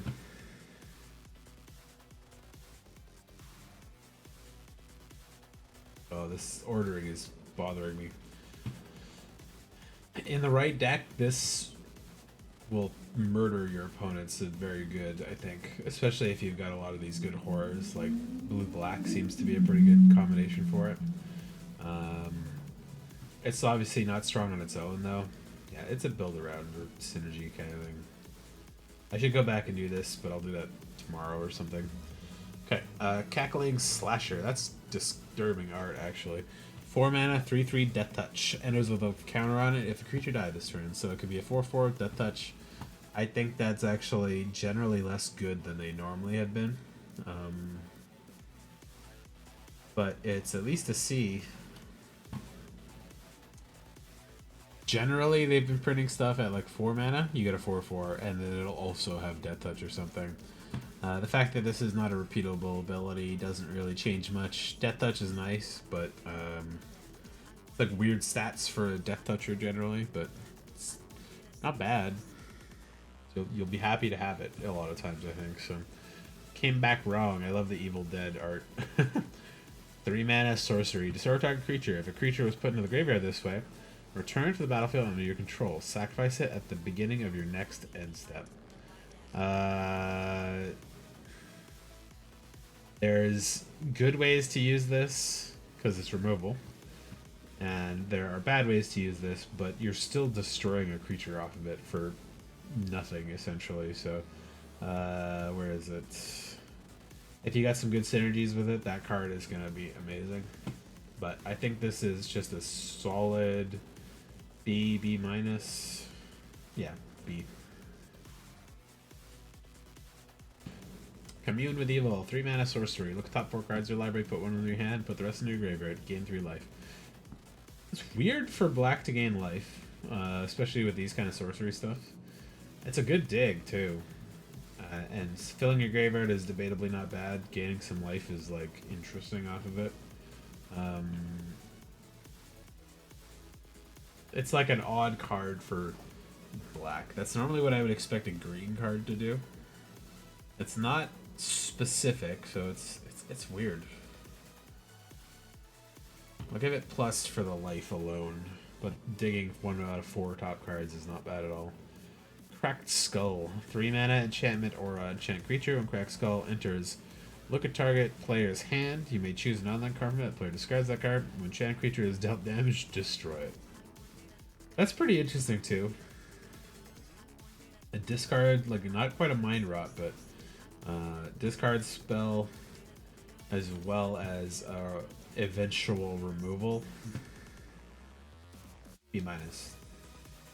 Enchantments are hard to remove, and you could chump that thing, or they have to chump it under something.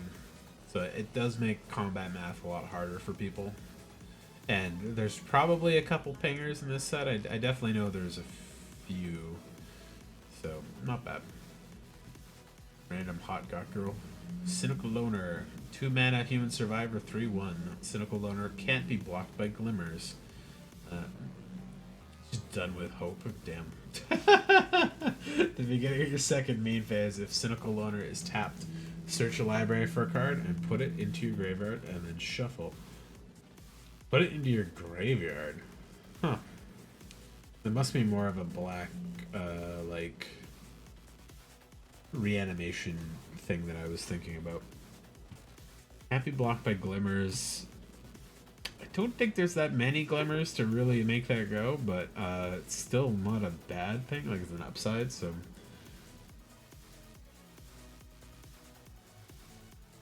I don't know how helpful the graveyard thing is going to be, so I'd put this at a C for now. Dashing Bloodsucker. 4 mana, 2/5, Vampire Warrior. Whenever enchantment enters the control, whenever you fully unlock a room, Dashing Bloodsucker gets +2/+0 and gains lifelink to turn. There are worse things here than vampires. Yeah, it's very fair. some kind of weird art. It's not bad though. It's just the red eye is kind of tripping me up a bit. But 4 mana 2/5,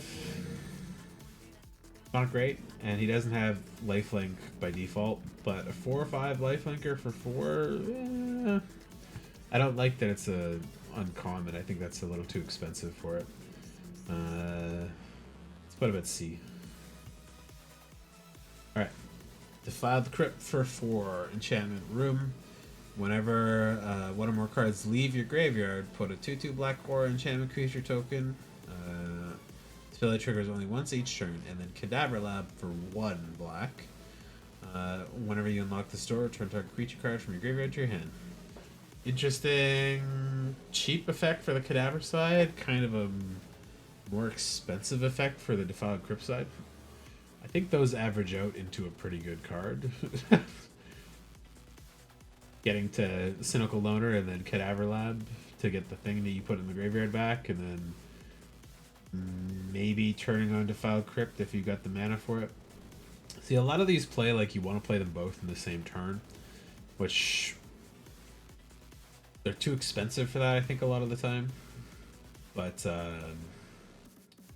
like the synergy is obviously there. I put this C+ for that variety again.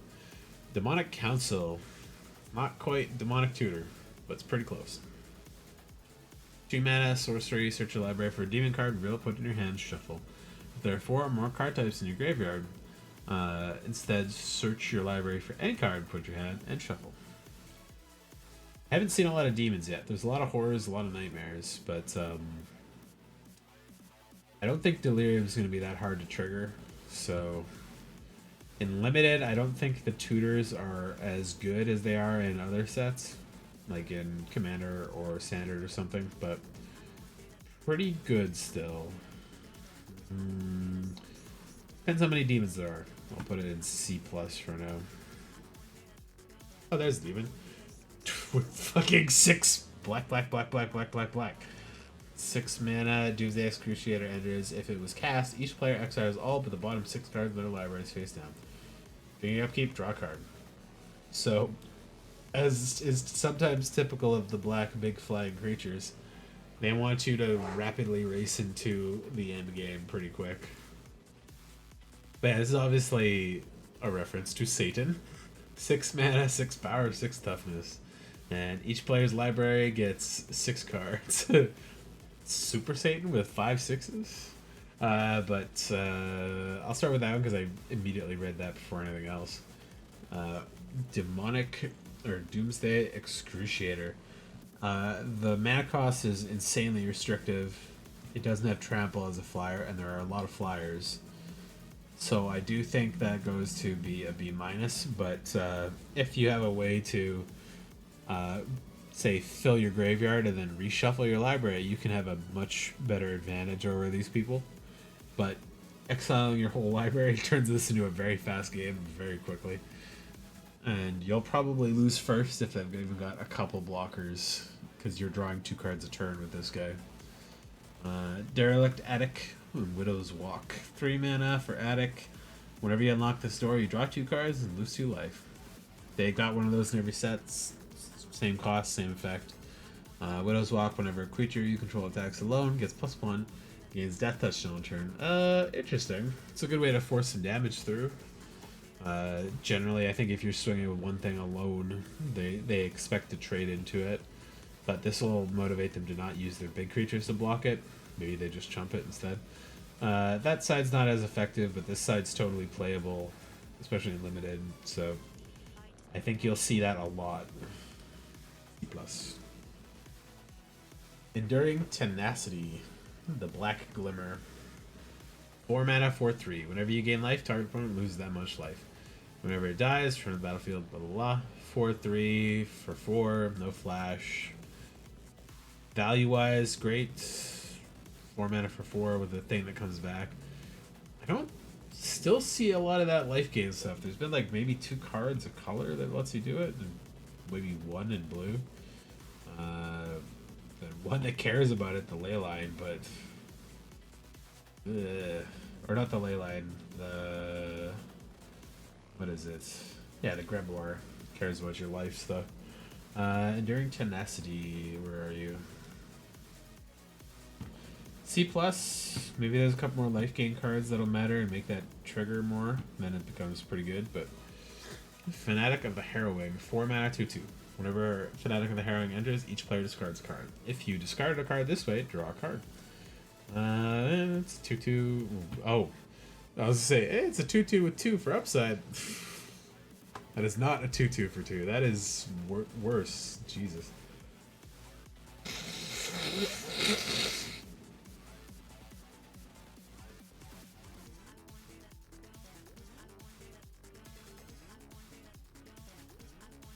Four mana, 2/2 makes each player discard a card, and then sometimes you draw a card. I don't like that actually. That's bad.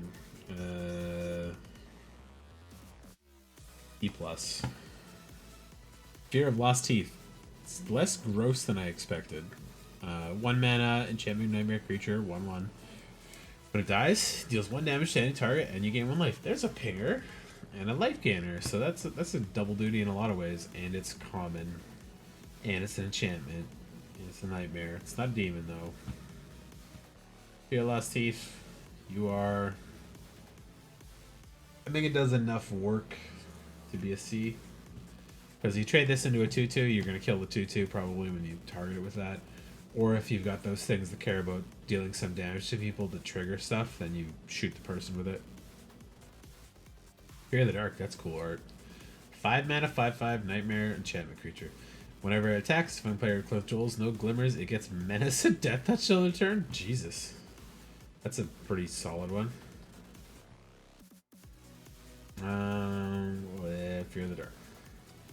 Makes sense though. No light, dark gets more strong. Yeah, it doesn't impact immediately, but 5/5 for 5 is definitely on rate, plus the upside. It's a C plus. Final Vengeance. That's some like spooky high contrast art. I like it. 1 mana sorcery. Additional cost to cast a spell, sack a creature or an enchantment. Exile dog creature. 1 mana exile is strong. It's not unconditional. It's Bone Splinters with an upside basically, but I like Bone Splinters more than I think most people do. I would put that at C plus. Exile makes that better than a C for me. We got Funeral Room and Awakening Hall. 3 mana for Funeral Room. Whenever a creature you control dies, opponent loses 1 life and you gain 1 life. There's a life reliable thing. Awakening Hall, 8 mana. Whenever you unlock this door, return all creature cards from your graveyard to the battlefield. Yeah, you're probably not going to cast that second half very often, but a life drain trigger on creature death is good. You gain life, they lose life. It's each opponent, so it's better even in two-headed. So, where is that? Did it flip around finally? Oh, there we go. Funeral Hall, Awakening Hall. Based purely on Funeral Room, I call this a C plus. The Awakening Hall is like debatably very high tier because they could have graveyard hate. You may not ever get enough mana for it. You might not have enough creatures in the graveyard by the time it gets there. It's a little conditional, but that's like really powerful still too. So, Give Into Violence.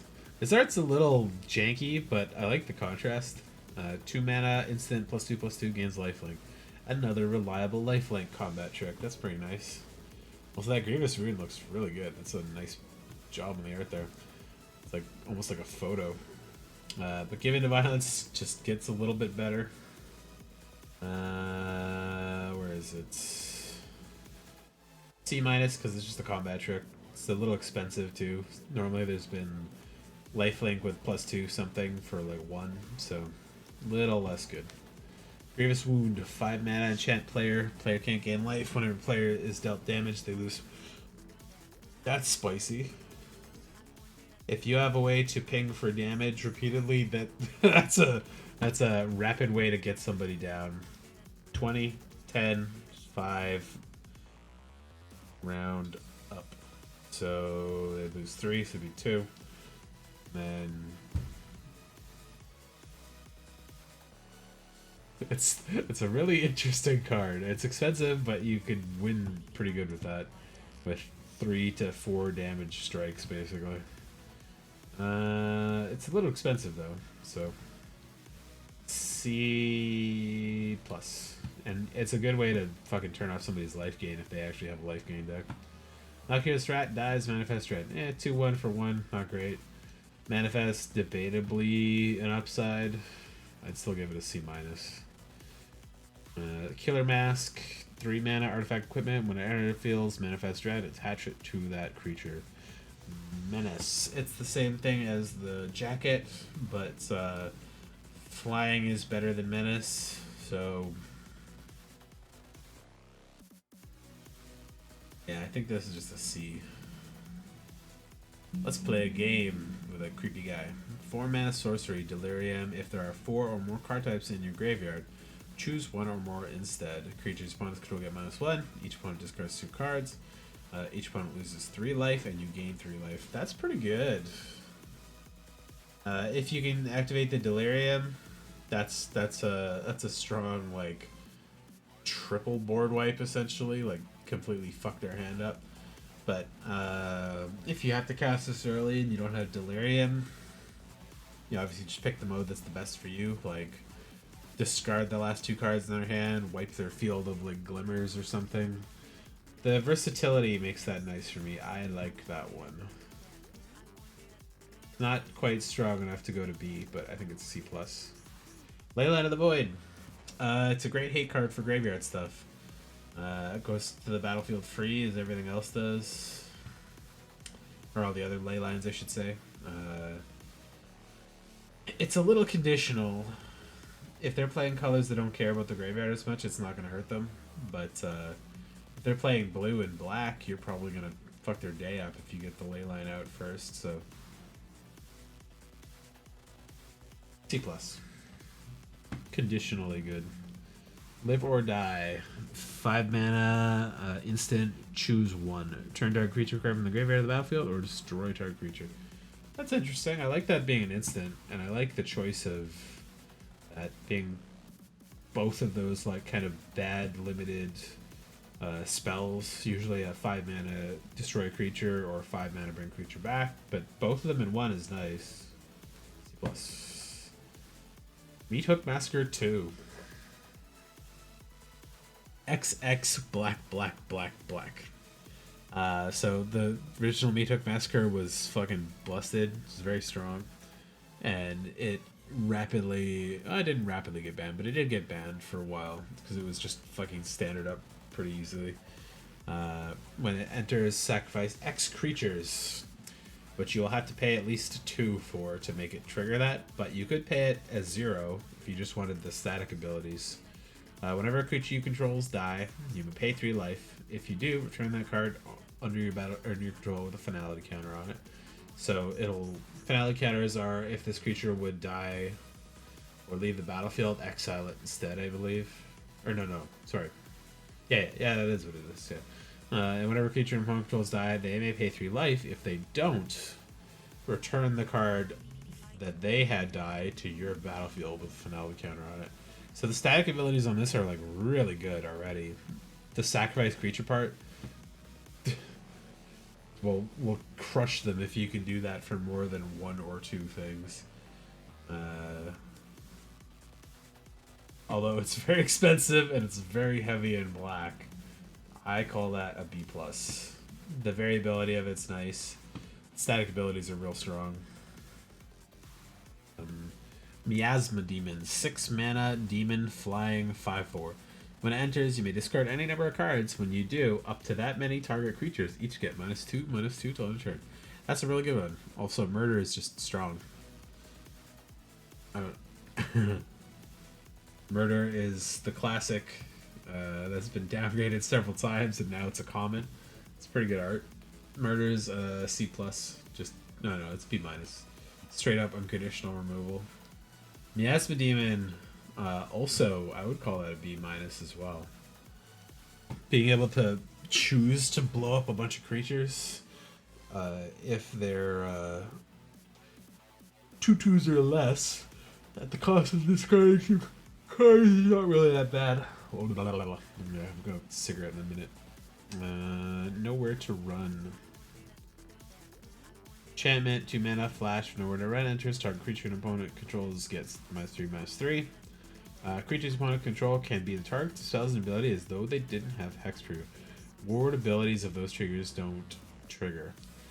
So this isn't targeting a specific thing. This is just a flash enchantment to throw it on the field that also kills something and then removes hexproof and ward. As this being a 2 mana 3/3 damage thing on an enchantment is a weird but also a good one. That's a B- alone. The ward and hexproof is less relevant but nice. So yeah, B-. Osseous Sick Twister, 2 mana artifact Scarecrow. Lifelink 2/2 artifact. At the beginning of your end step, if there are 4 or more card types in your graveyard, each opponent may sacrifice a non-land permanent or discard a card. Then Osseous Sick Twister deals damage equal to its power to each opponent who didn't sacrifice a permanent or discard a card. That is a fantastic, forcible life trigger guy. I like him a lot, actually. He's B-. So they either discard cards, which is good for you, and if they don't, he gets to punch him for 2 and you gain life. Great. Does double duty of the damage and lifelink triggers that you want for some of those other cards. Overlord of the Bale Merc. Enchantment creature, 5 mana, Avatar Horror. 5 mana, 5/5, impending 5, but you can pay it for 2. It's really fast.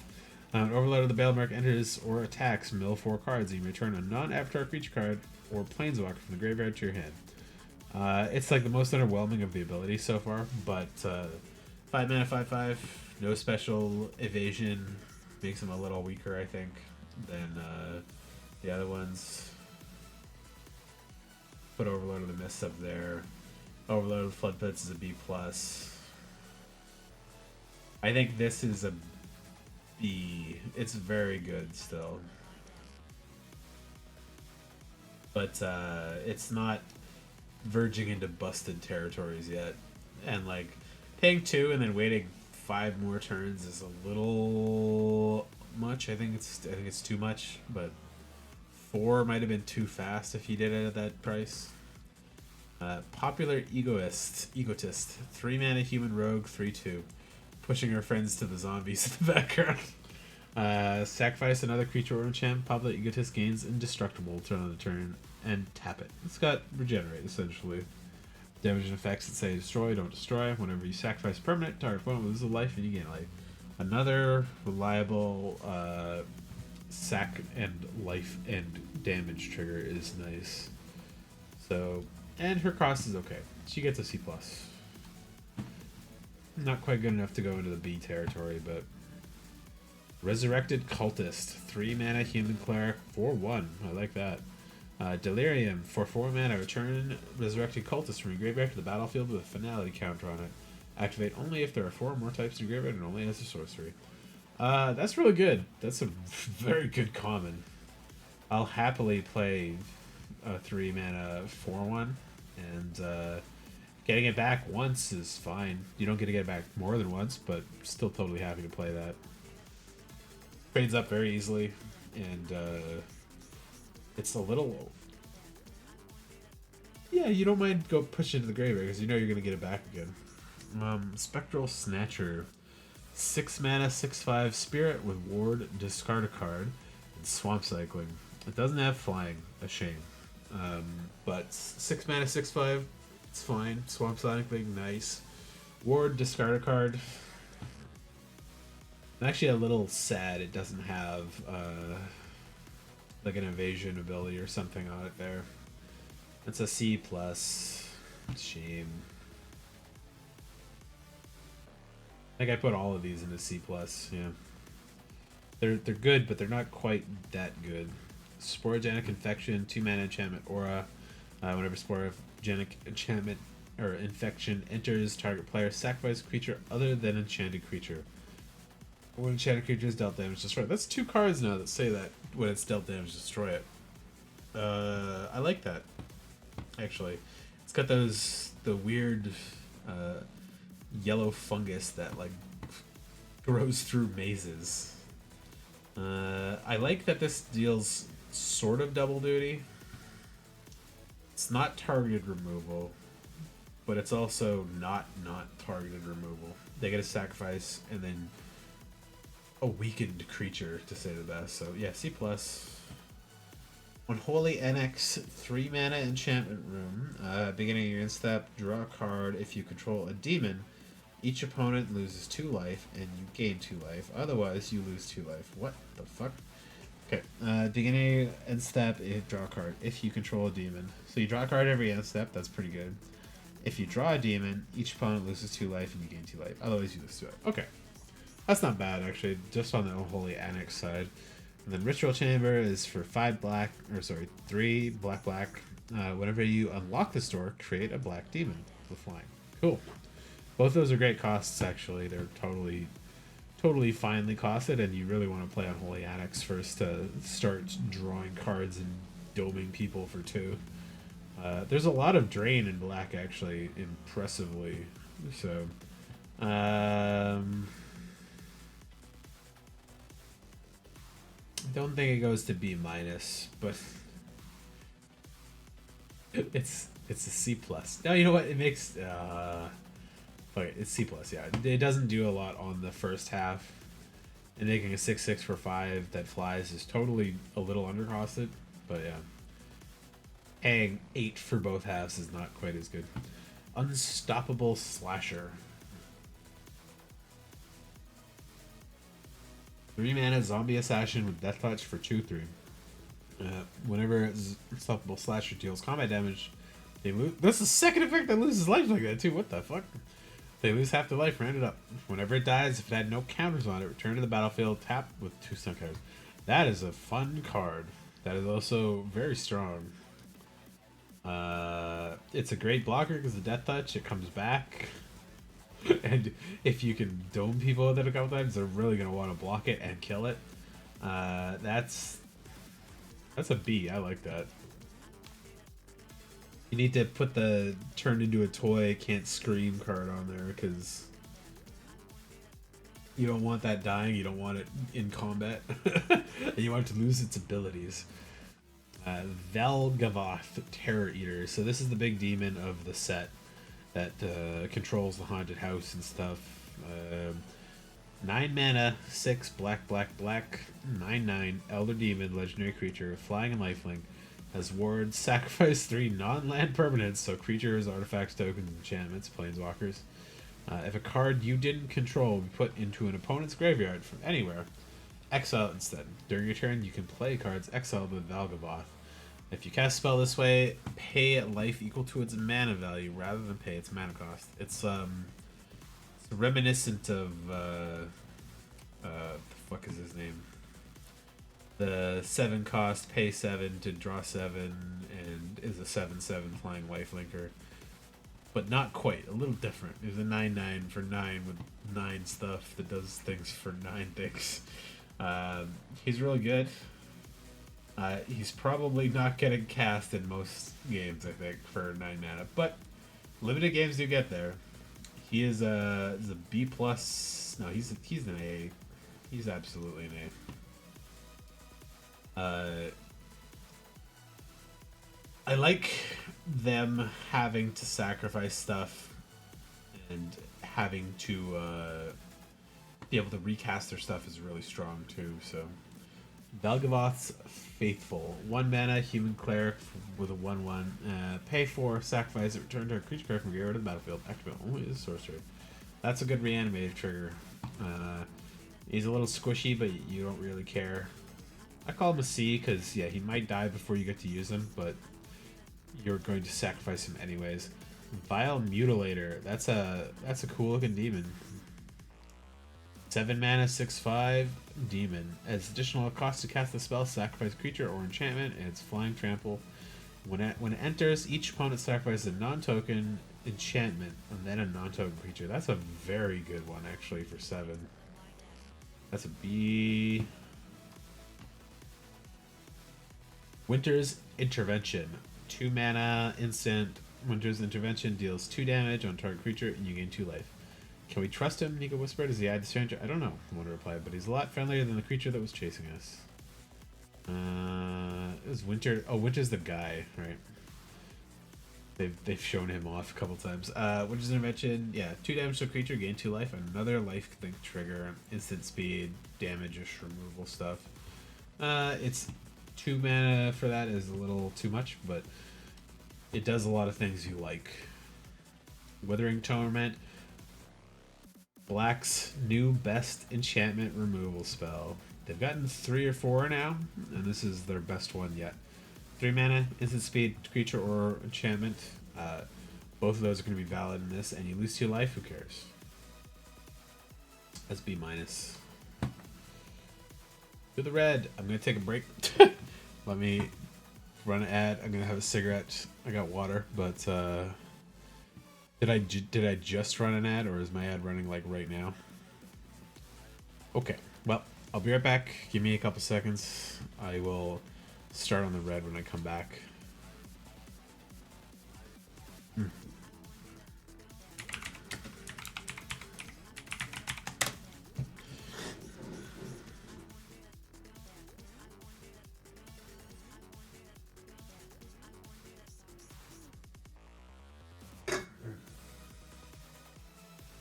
I'll change the music up too.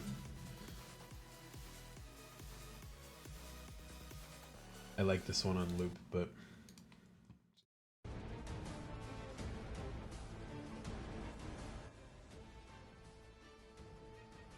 should be good, right? There we go. And ooh, anybody else to switch to watch to?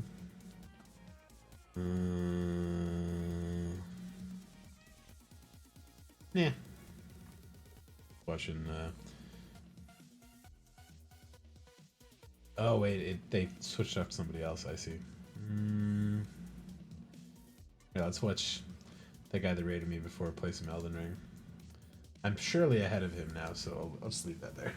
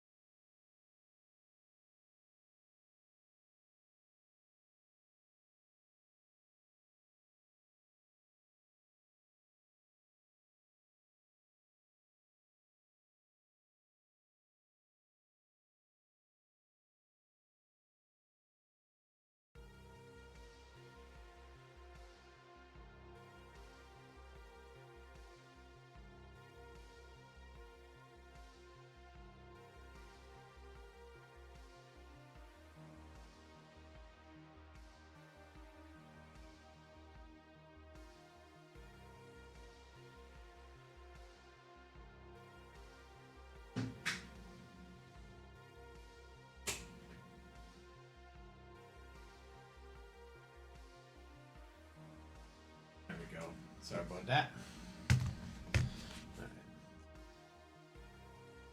Oh, he's very early still. Wait, is he replaying now? I'm not sure. I think the last time I saw him, he was at a boss that I thought was the same, but it's actually just the same boss.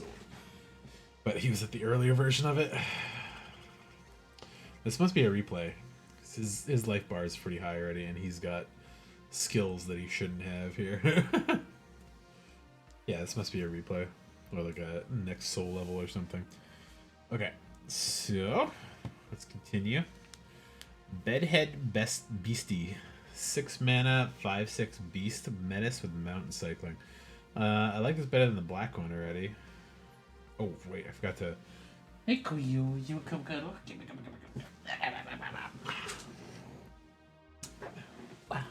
There you go. My leg's up for you the way you like. Damnation. Great. Board wipe. Can't be regenerated. The one creature that doesn't have regenerate, but has functional regenerate, is in this set. Sacrifice. The card I haven't seen. Add an amount of mana equal to the sacrifice creature's mana value. Oh! Kind of like Dark Ritual, but different. Ah. What's up? Me being goober. Goober. This is not that good, but you might need it. A D+. Okay. So Bedhead Beastie. I don't think I can give it anything higher than C+, same as the other ones. But I like, if I was ranking these, I like the white one a lot. Here's the other one here. I'd probably put the white one, the red one, the blue one, then the black one so far. Not sure about the green one yet. Betrayer's Bargain. 2 red instant as additional cost to cast this spell. Sacrifice creature, enchantment, or pay 2. Betrayer's Bargain deals 5 damage to target creature. If that creature would die, this turn exile instead. It's pretty good. It's a little expensive for what it is, but like I said, there's not a lot of ways for damage-based stuff to get past that 5 damage wall, so and there's a good hand of creatures that are above 5 toughness, so that won't do it against a lot of things either. But instant speed makes that nice. Sacrifice means you can do some shenanigans on combat and stuff, so Amy Song's good. Boyle Bilge's Ripper. 5 mana, 4/4 human assassin. When it enters, you may sacrifice another creature or enchantment. When you do, it deals 2 damage to any target. That's a little weak, but it is common. 5 mana is a little more than I'd pay for that normally, but I like the ability to destroy something that comes in. C+. Chainsaw. 2 mana, artifact equipment, rare. When it enters the battlefield, deals 3 damage to one target creature. Already, it's a lightning bolt. That's pretty good. Lightning strike. But whenever one or more creatures die, put a rev counter on Chainsaw. Equipped creature gets +X+O, where X is the number of rev counters on Chainsaw. That's a really good one that if you get it out early, it's going to grow over the whole game, and you're going to be happy to have it. The equip's a little expensive, but not bad enough to downsize it or anything. So, put that at B- because it sticks around after killing something. Gets bigger, gets bigger, gets bigger. Alright, so the Red Room. The first one is Charred Foyer for 4 mana. Beginning of your upkeep, you may exile top card of your library, and you may play it this turn. So this works really good with that little doll again, the white one, that lets you, or puts counters on it if you play it from your hand. So if you cast it off the exile, it doesn't come out with those counters, and it's going to be a fucking problem. 4 mana is a little expensive for the exile effect, but on the other half, you get Warped Space for 6. During each turn, you may pay 0 rather than pay the mana cost for a spell you cast from exile. Together, those are fantastic. Um, as just the charred foyer, I think it's a little expensive, and it doesn't make much sense as warp space because you don't actually have a reliable way to get stuff from exile unless you've got some other ways to do it. But um, I think that'll be a kind of a build around C minus. But if you can get both those online, that's 10 mana. It's a very heavy cost, but you're gonna run away with stuff quickly, hopefully. Clockwork Percussionist, 1 mana monkey toy artifact creature with haste, and when it dies, exile top card to the library and play it till end of turn. There you go. This is the way to do it. Clockwork Percussionist. I like the 1/1 hastes, but they're not that good. I like that it says end of next turn. So that gives you a little while to cast it without really worrying about it too much. Cursed Recording is one of the spookier arts. I like it. 4 mana artifact. Whenever you cast an instant or sorcery spell, put a time counter on Cursed Recording. If there are 7 or more counters on it, remove those counters and it deals 20 damage to you. That's the ring, basically. And when the next you cast an instant or sorcery spell this turn, copy it, and you may choose new targets for the copy. So, the 4 mana instant on the battlefield thing doesn't do anything particularly, but you get to start doubling your spells as long as you don't kill yourself. Basically, it's strong. I don't know if there's going to be enough instant sorceries in limited to make that sing in the best way, so I put a D+. It's a little expensive to start playing around that, basically, but if you do it, make sure you got good 9 instant sorceries that you really want to cast. Of course, you could do it the cheesy way where you just don't have enough, only have like 6 in your deck total, so you can assuredly not kill yourself with it. But the less you have, the less sure ways you have to get doubled copies. So the more effective ones you have, the better. Diversion Specialist, 4 mana, 4/3 human warrior with menace. That's pretty on par right there. Pay 1, sack another creature or enchantment, exile top card of your library and play it this turn. So another way to do the impulse draw. On cost, with evasion, and an upside, he's a C+. Yeah, don't know how much you're going to get use out of that, but it's nice to have an extra way to do that impulse draw. Play it this turn, though. It's not until end of next turn. Shame. Enduring Courage is the Red Glimmer. 4 mana, 3/3 for a Dog Glimmer enchantment. Whenever another creature you control enters, it gets +2 and plus haste until end of turn. There's a enchantment, I can't remember the name of it, it's War something, but it's very common in a lot of commander decks where you can go off in a turn because it bumps them up, gives them haste, lets you swing in. That effect is, I'd say, more impactful than the black one and some of the other ones. The creature half is a little undercosted, I'd say. And it works better if you can dump a bunch of stuff on the field at once, which may not be the case in Limited. But it's still pretty good. I'd say a little expensive for what you'd like for that kind of stuff, though. Fear of Being Hunted. 3 mana enchantment creature nightmare with haste, and it must be blocked if able, 4/2. I like it. It's good. Aggressive. It's what you want for red. And it forces trades, but the downside being that you're going to get chumped by a 2/2 probably, or a Manifest Dread thing.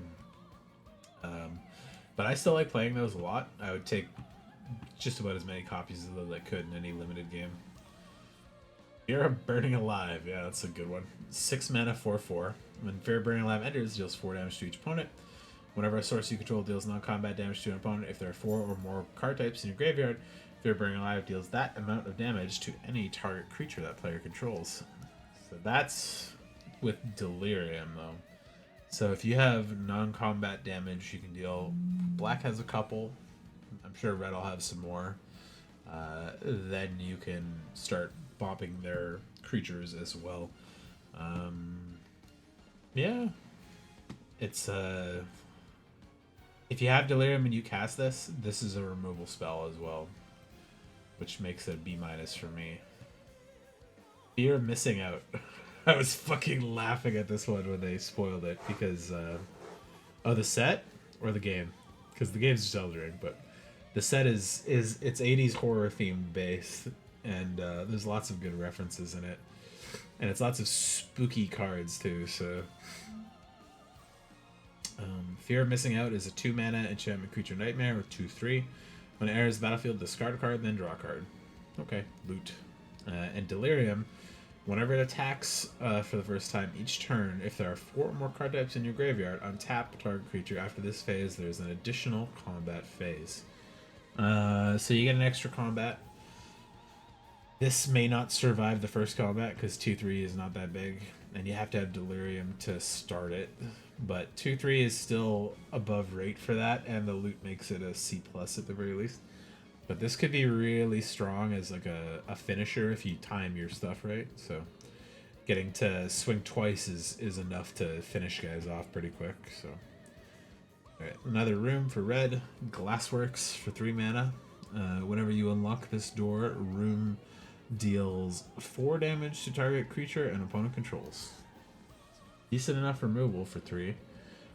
Shattered Yard for 5. The beginning of the end step. This room deals 1 damage to each opponent. That's less exciting, but sometimes you just need to get extra damage through and you'll be happy to be able to do it. And if you have stuff like Fear of Burning Alive, they synergize in a nice way where you can shoot the creatures as well. So, but the Glassworks half is totally fine to play on its own. That's a good enough removal to be C plus, and then having that almost puts it up to B, but not quite. Grab the Prize. 2 mana red sorcery. Additional cost to cast the spell. Discard a card. Draw 2 cards. If discard a card wasn't a land card, Grab the Prize deals 2 damage to each opponent. So they have one of these discard draw 2 basically every set as well, and they usually tie like a set mechanic into it. I like being able to ping the opponent with it. That makes it a little better in my eyes. Even if you're discarding something you might need later, but there are delirium effects that you want to be happy with, so being able to pitch something and draw some cards and deal some damage does triple duty. It's good. B minus. Yeah, put a B minus. Hand That Feeds. 2 mana, 2/2 mutant. The disgusting finger monster.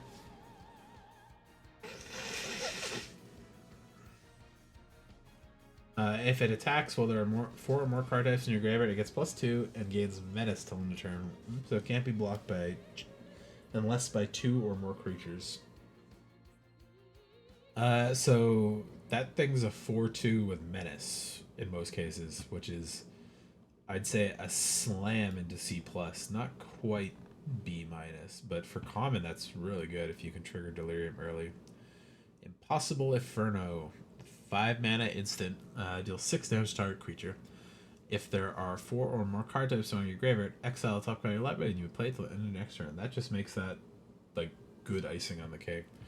Because as I mentioned a few times, damage based stuff doesn't generally deal above 5 that much without like a big cost. So 6 is just enough in this set to kill most things except for some of the biggest stuff like some mythics and stuff. So but getting an extra card off off the library for a turn is a good thing in a lot of ways. It's a free draw, essentially.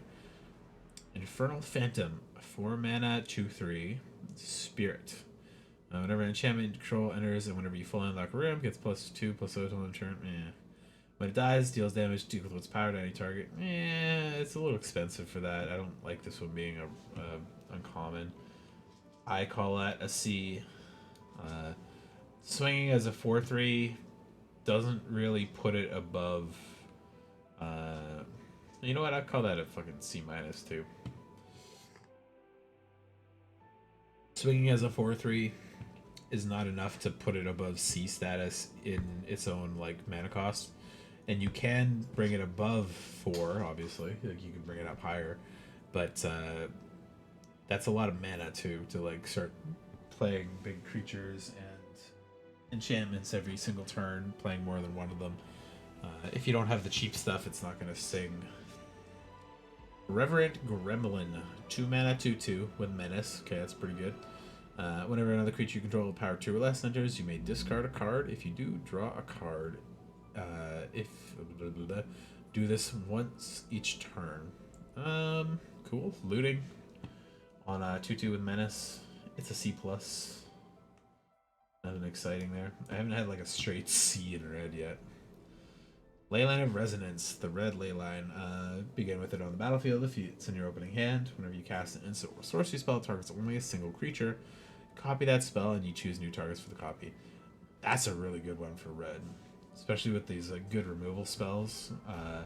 Getting a copy of that might make your damage enough to like kill some of the big creatures or kill 2 creatures at a time with it.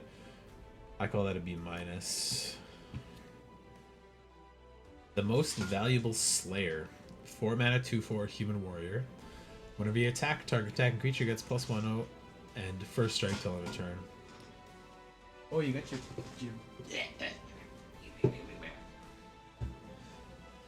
Sorry, clear that our treat bowl stuck in the corner.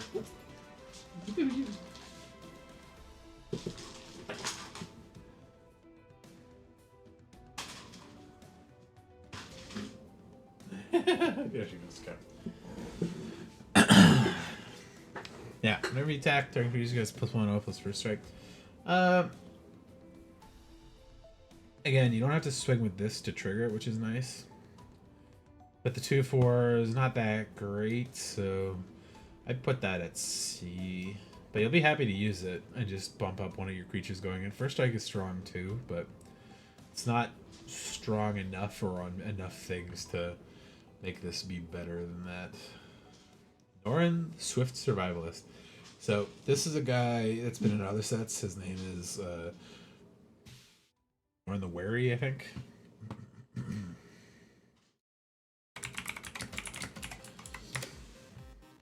Normally he when he's a coward, so he gets scared when another creature comes in, and he'll flicker himself essentially.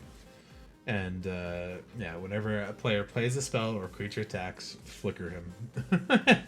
So he's cheap, he's strong for what he is, but he's got conditions you got to work around. But a lot of the best decks do stuff that like abuse his flickering power. But in this set, I don't know what he's got exactly. So he can't block because he's a coward. 1 mana for 2/1, so he swings.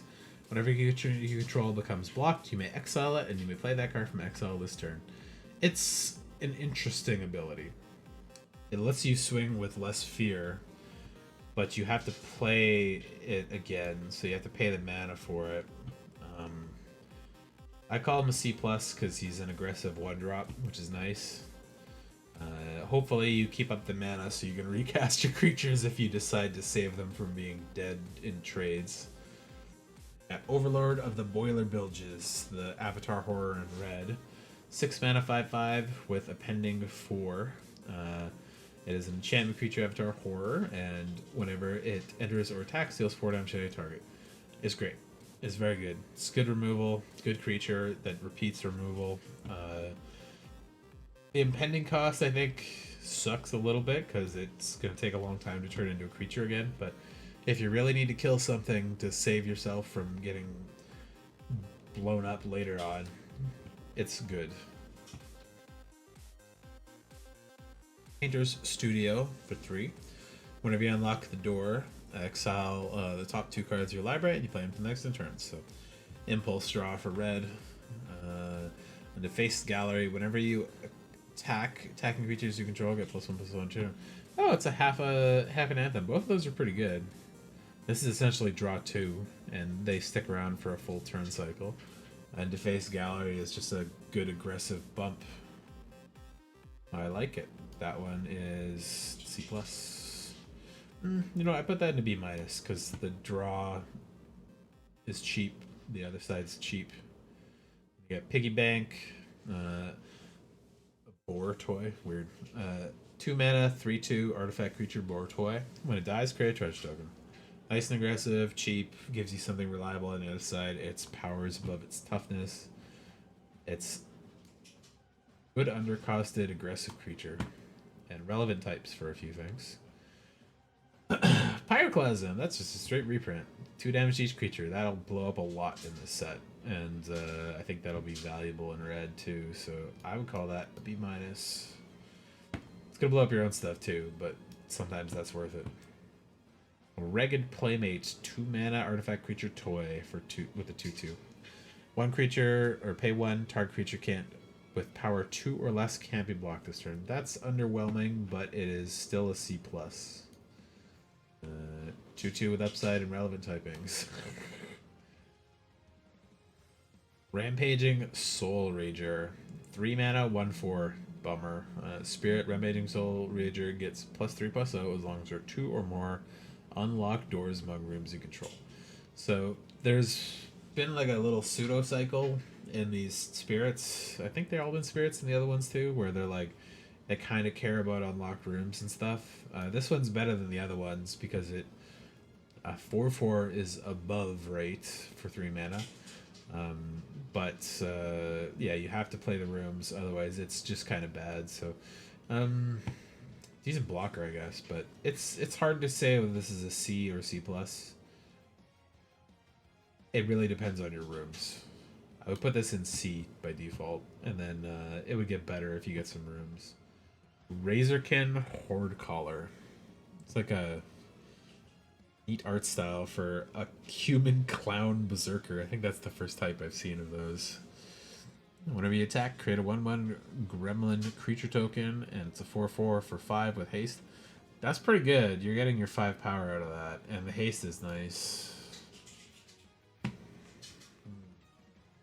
Hard to say whether I call that a B- or not, though. 4 is a little small, but I'd happily throw that out. Razorkin Needlehead. This guy's art is fucking creepy, and he's also very good. 2 mana, red, human assassin for 2/2. Has first strike during your turn, so it's good on the attack. And whenever an opponent draws a card, it deals a damage to them, so it triggers the damage pings. And yeah, it's a pretty good little dude with some of the freakiest art in the set. I call him B-. Ripchain Razorkin. It's got some creepy face stuff there too. 4 mana, 5/3. Human Berserker with Reach. Sack a land, draw a card.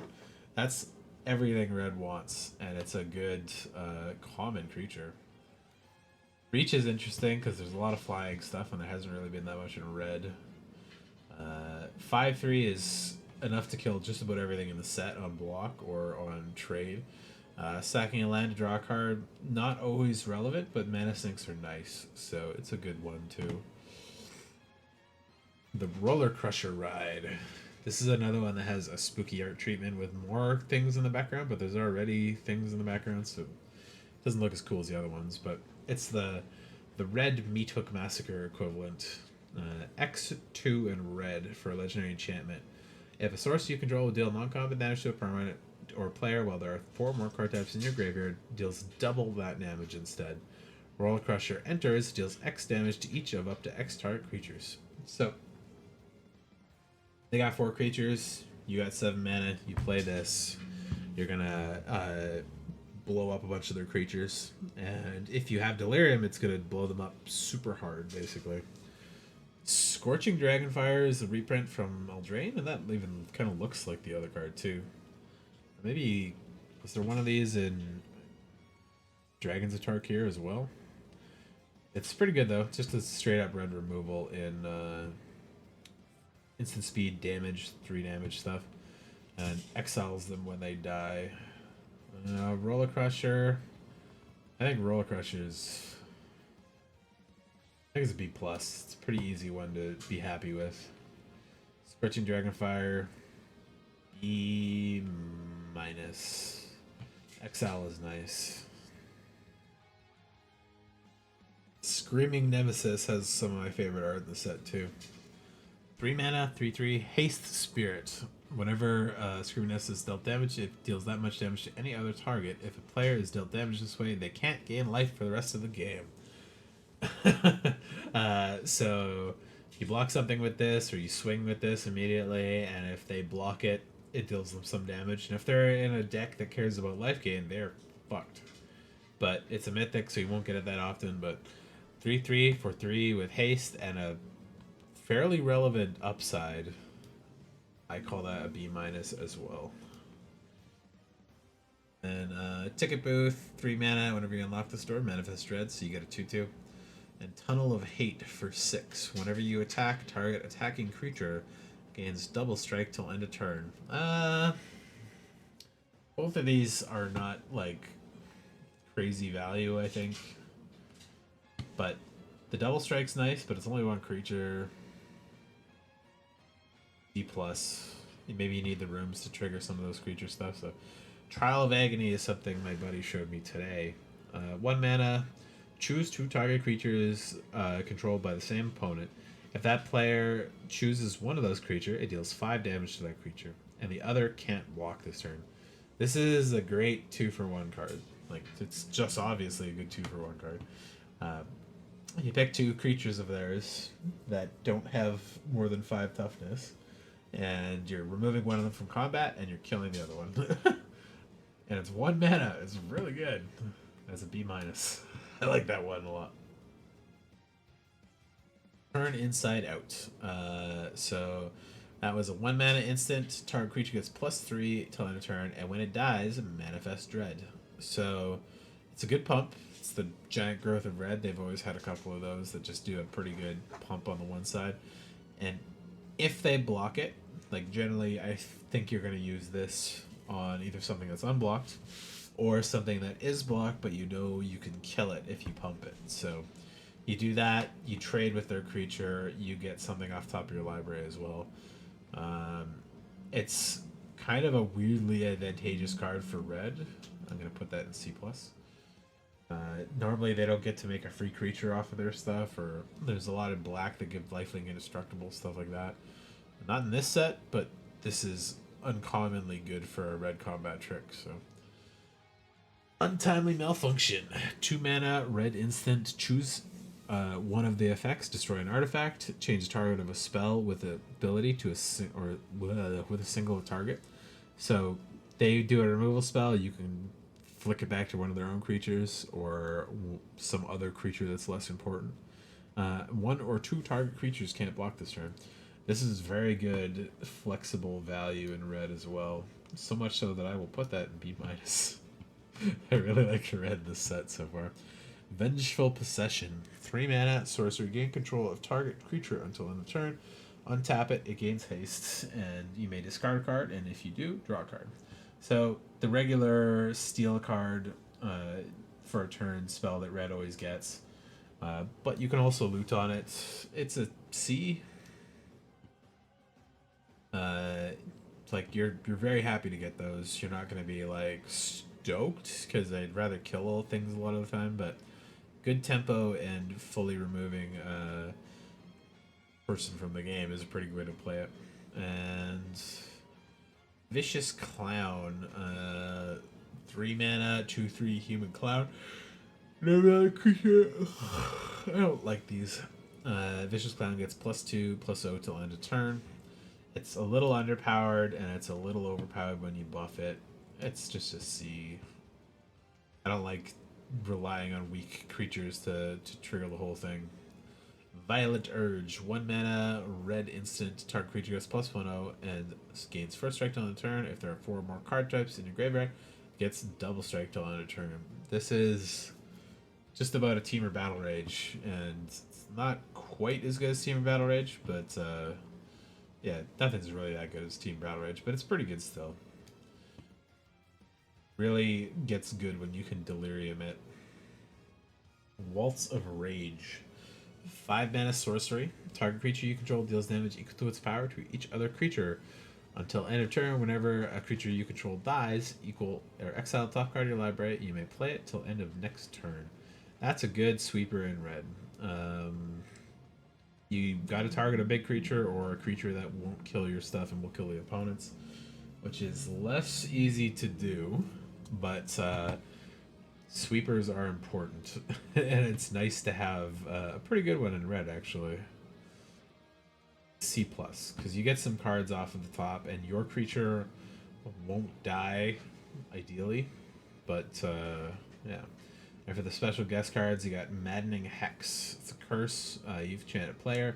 Whenever enchanted player casts a non-creature spell, roll a d6. It deals damage to that player equal to the result, and then attach Maddening Hex to another one of your opponents chosen at random. In limited, one-on-one games, it's just gonna stick to the same guy, so he'll kill himself hopefully by casting non-creature spells. In two-headed giant or something, it's gonna swip around. It won't matter in two-headed giant, but it will in regular commander and stuff. So, it's a punish card, and it may not hit at all decks. If they have a creature deck, you just have a dead card in deck. So, yeah, D plus. But it is nice to punish people for playing non-creature spells. Unholy Heat. It's a very good classic spell.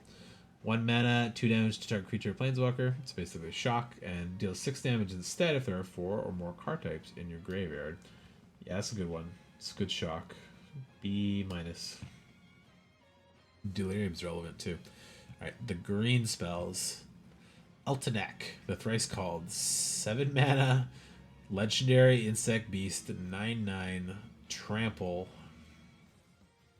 Huge boy. Okay, and it becomes target of a spell or ability an opponent controls, draw a card. Okay, so it's got ward draw a card essentially. I don't know why they.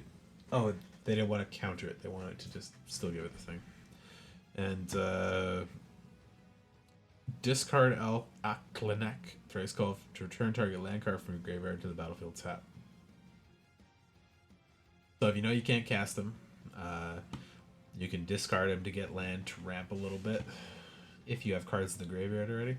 But for 7 mana, 9/9 trample's fucking crazy. And all the other abilities on him, like, he's got to be a B minus at minimum. Like, if he was 6, he'd go up to B. And if this was a ward ability, I think I'd put it down 1. No. Ward would make it better too. Yeah, he's good. It's expensive big green boy that they like to use. Anthropede. 4 mana, 3/4, reach insect. Reach is nice. When it enters, you may discard a card or pay 2. When you do, destroy target room. That's nice. That's a 2-for-1 in a lot of cases with opponent stuff. And discarding that is an easy cost to pay. I would absolutely do that all the time. Anthropede is going to be a weird little all-star, I think. Yeah, let's put that in B minus. The reach ability is really relevant, and destroying rooms is going to be pretty relevant too. Balustrade Worm, 5 mana, 5/5 worm that can't be countered, has trample and haste, and it also has delirium. Pay 4. Return Balustrade Worm from the graveyard to the battlefield with a finality counter on it. Activate with only 4 or more cards in your graveyard. Blah blah blah blah. Yeah, 5 mana, 5/5 trample haste can't be countered. Great. It's a very good card, and the delirium, get it back again. Yeah, sure, it is a B. I think the black one that I said that with had that.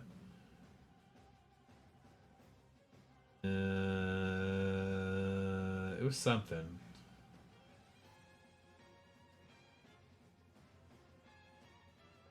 Maybe put that in B minus.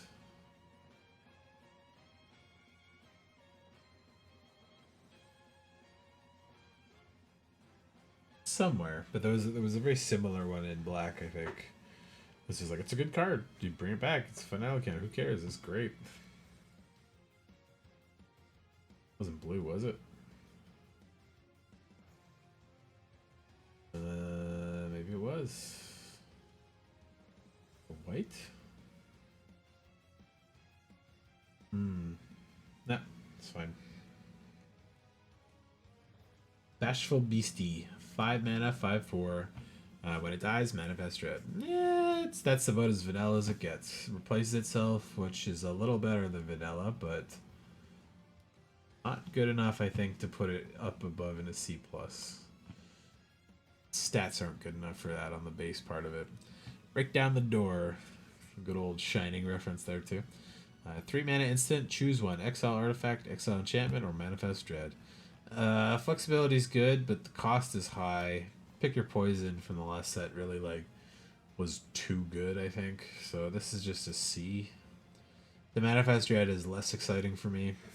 Paying 3 mana to make something 2/2 and then maybe get it later is good, but it's not good enough, I think, a lot of the times. Cathartic Parting, 2 mana, sorcery. Owner of target artifact or enchantment an opponent controls shuffles into the library. You may shuffle up to 4 target cards from your graveyard back in the library. Got more than most people. We got a chance to say goodbye. It's Tamio saying goodbye to her adopted rat boy son, who is like the main character essentially of this set. Rat boy.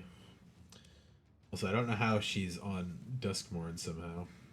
Maybe this is before he left Kamigawa to come to Duskmourn. Sad about his mom, so he ran away to a horror planet. It's pretty good. I like. It's one of the first cards to have like good recycling from the graveyard. Yeah, and you get to shuffle something away. I'd call that at least a C. Might bump that up to C plus because there's a lot of rooms and enchantment creatures in this effect. Yeah, C plus. That's just removal for green.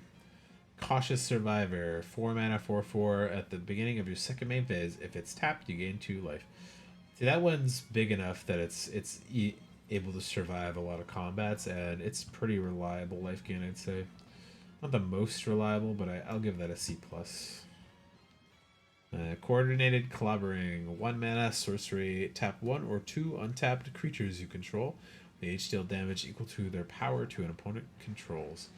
Deal damage equal to their power to target creature and opponent. I don't like that you tap that to do it, but it's not bad. It's a good way to trigger the tap stuff for the survivors. And it's 2 on 1, so you're probably going to do like 2 2/2s to kill a 4/4 or something bigger. But I wish it was like an instant, or I wish it was just choose them kind of thing. It's interesting. It's weird that they're like defending the big demon in the background here.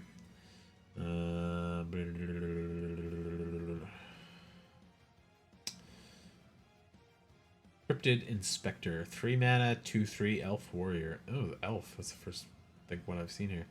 Vigilance, 2/3. Whenever face down permanent you control enters, and whenever Cryptid Inspector or another permanent you control is turn face up, put a 1/1 counter on Cryptid Inspector. Yeah, it's like a C with an upside. 3 mana for 2/3 is not that great. With Vigilant, makes it a little better.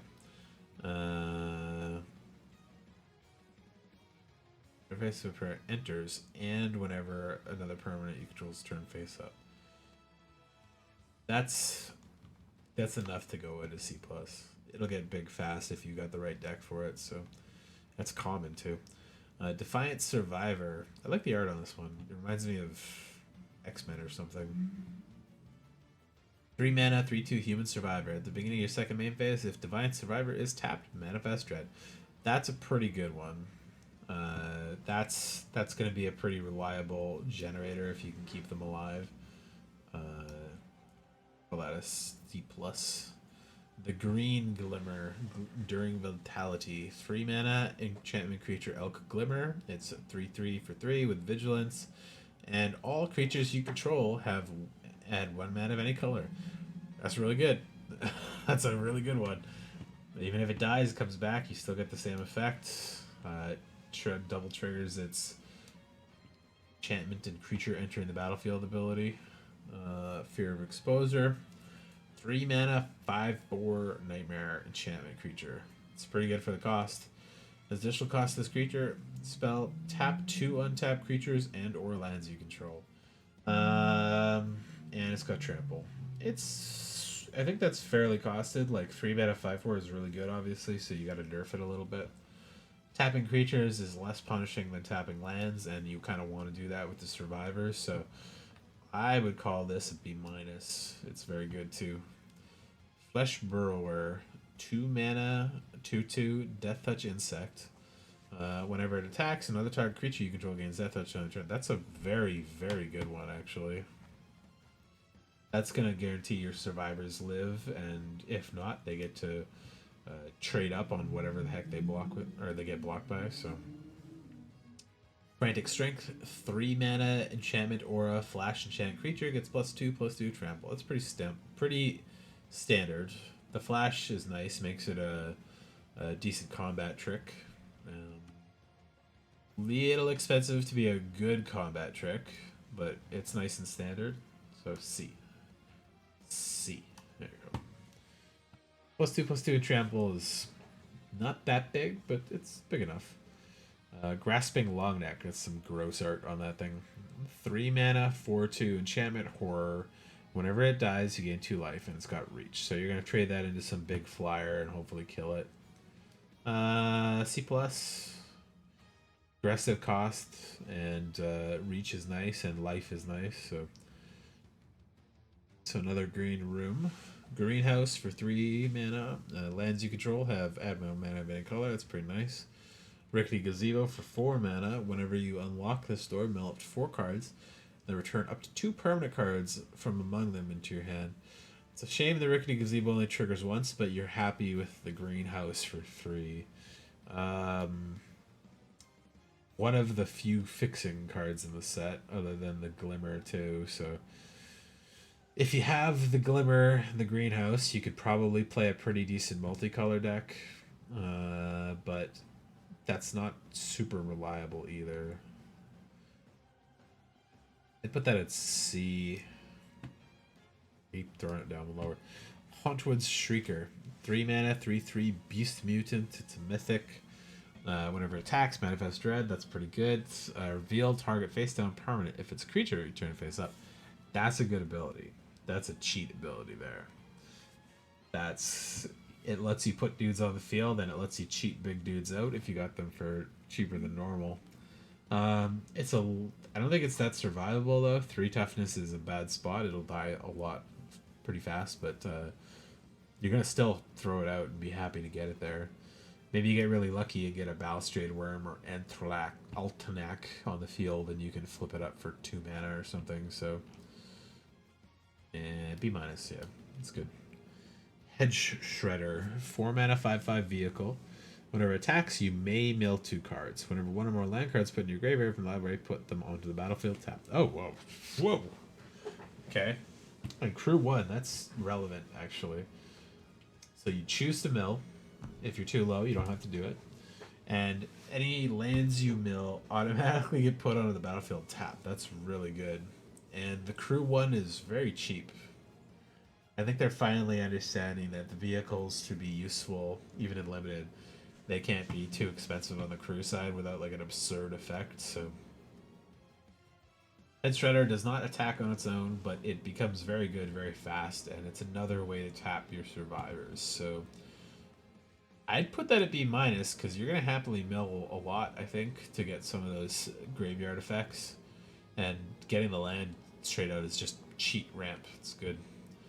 Horrid Vigor, 2 mana instant. Target creature gains Death Touch and indestructible till end of turn.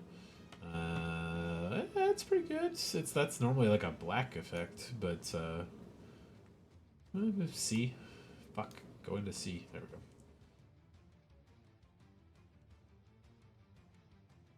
House Cartographer, because this is an ever-growing haunted house. Somebody's got to map it. 2 mana, Human Scout Survivor, 2/2. So vanilla-ish there. At the beginning of your second main phase, if House Cartographer is tapped, reveal cards on top of your library until you reveal a land card.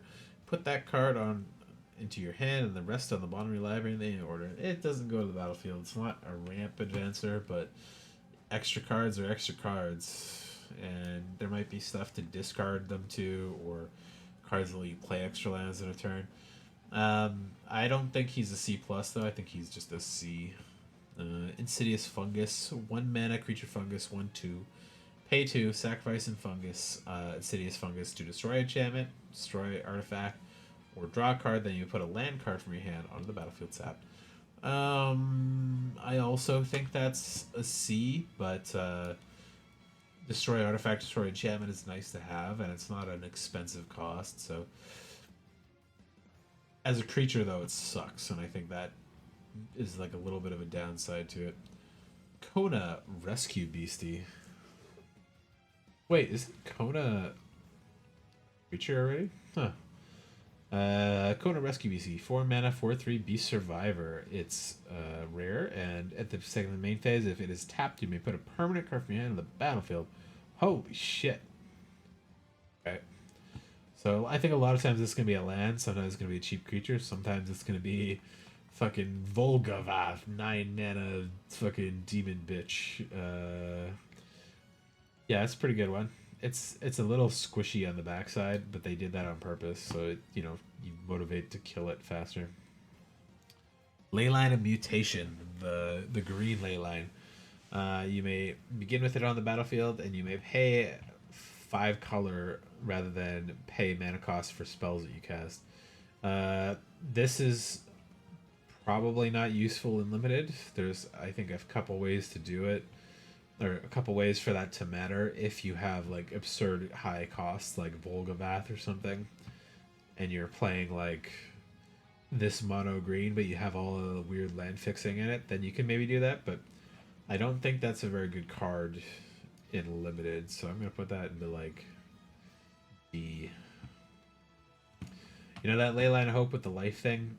It's annoying that you kind of want to play that in the black deck, because there's almost no lifelink in white, but I think it's enough I bump this up to D+. It's like build around stuff is that D+ territory for me a lot of the time.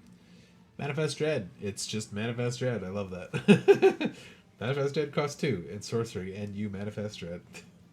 You get a 2/2. Green cares a little bit more about the graveyard, so this is a little better than like some of the 3 mana cards that do it, but it's not good enough to go past a C. You just get a 2/2 that sometimes is going to be a bigger creature that you can turn back up eventually, so a little bit of cheat value there, but not much otherwise. Moldering Grim is a 3 mana room, and when you lock this door, search your library for basic land, put on the battlefield tap. Weight Room is 6 mana.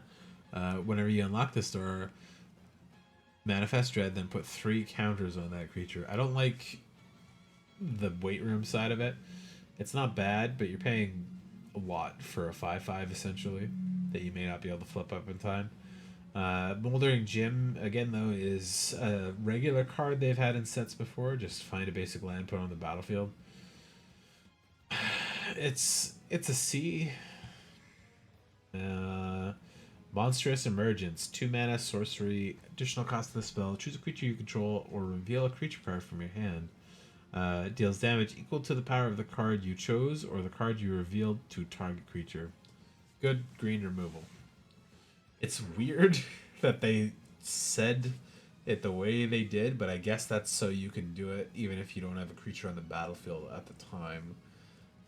So you have that flexibility on what you're choosing, especially if you have a big creature you can't cast but is like very powerful. You can do it that way. Yeah, it's a C, because you might just have weak creatures and then you're stuck. And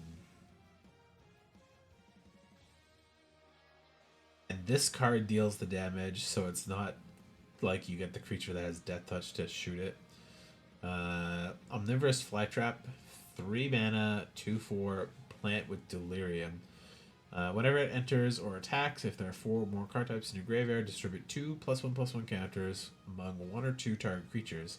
Then if there are 6 or more card types in your graveyard, double the number of counters on those creatures. Land, artifact, enchantment, creature, battle, planeswalker, grid types. Oh wait, sorry. Land, artifact, enchantment, instant, sorcery, creature, planeswalker, battle kindred. So I think there's 8. There might be 9 now. But I haven't seen a battle yet, so you can scratch that one off the list. I haven't seen any kindred spells yet, so you can scratch that off the list. So there's probably actually just 6 available in this set. I know there is a planeswalker. I think there's 1. But that's pretty hard to swing as well. So that second half of the card might as well not exist for a lot of people. But 2/4 for 3 is fine on its own. The Delirium trigger would be nice if you have it when you cast it, but you might not always have that. So, let's see. I give a C+, yeah. The upside's nice enough. Overgrown Zealot. Elf Druid, 2 mana, 0/4. Add 1 mana of any color. Add 1 of any color, or spend this mana to 2 mana of any color. Spend this mana to turn permanents face up. So it's a card for the Manifest Dread stuff. Weird, interesting art for that guy. He's getting eaten by the plants, but mana dorks are always good, and this one has a slight way to mana accelerate even harder, so I put it in C+. Overlord of the Hotwoods was one of the first avatars they spoiled. 5 mana, 6/5 enchantment Avatar Horror, with impending for 3 on 4-time counters. Overlord of the Hotwood enters or attacks. Create a tapped colorless land token named Everywhere that is every basic land type. Cool. Weird. Cool. But he has not that great on the combat side.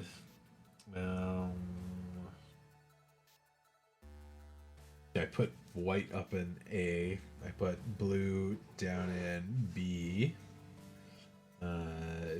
Black is in B. Red is in B. Wait, did I put red in B? I think that should go higher. Yeah, that one should go B+.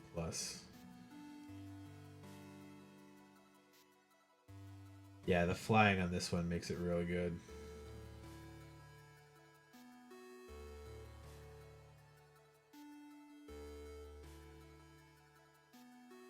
Yeah, that one makes flying stuff. Overload of Hotwoods, I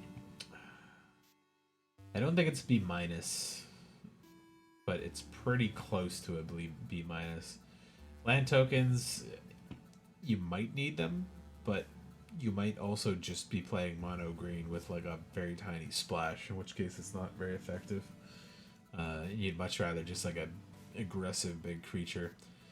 Patchwork Beastie. 1 mana, 3/3 artifact beast. 1 mana for 3/3 is really good, but it can't attack or block unless there are 4 or more card types in your graveyard. And at the beginning of your upkeep, you may mill a card. So you really need to be on the Delirium deck to make that work. But it's above cost enough, and the mill is relevant, so it's a C+. Root-wise, Survivor. That just looks like Ryu from Fortnite or something. It's really weird. 5 mana, 3/4 Human Survivor with haste. It's a weird combo for green. Beginning of your second main phase, if he's tapped, put 3 counters on a 1 target land you control and becomes a 0/0 elemental in addition to its other types, and it gains haste until the next turn.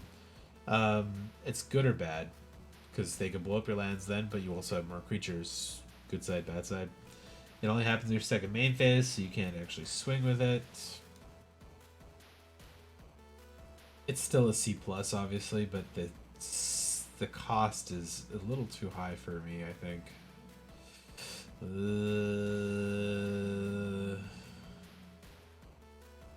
Yeah, I'll put it back in C. 5 mana, 3/4 is a little weak for me. Say its name. 2 mana sorcery. Mill 3 cards. They may return a creature card or land card from your graveyard to your hand. Exile this card and 2 other cards named Say Its Name from your graveyard. Search your library, or search your graveyard, hand, and or library for a card named Altlanak, thrice called, and put it onto the battlefield. If you search your library this way, activate only the sorcery. That's irrelevant. That's what thrice called meant. it's a reference to Beetlejuice. Beetlejuice. Yeah, then you summon the bug man.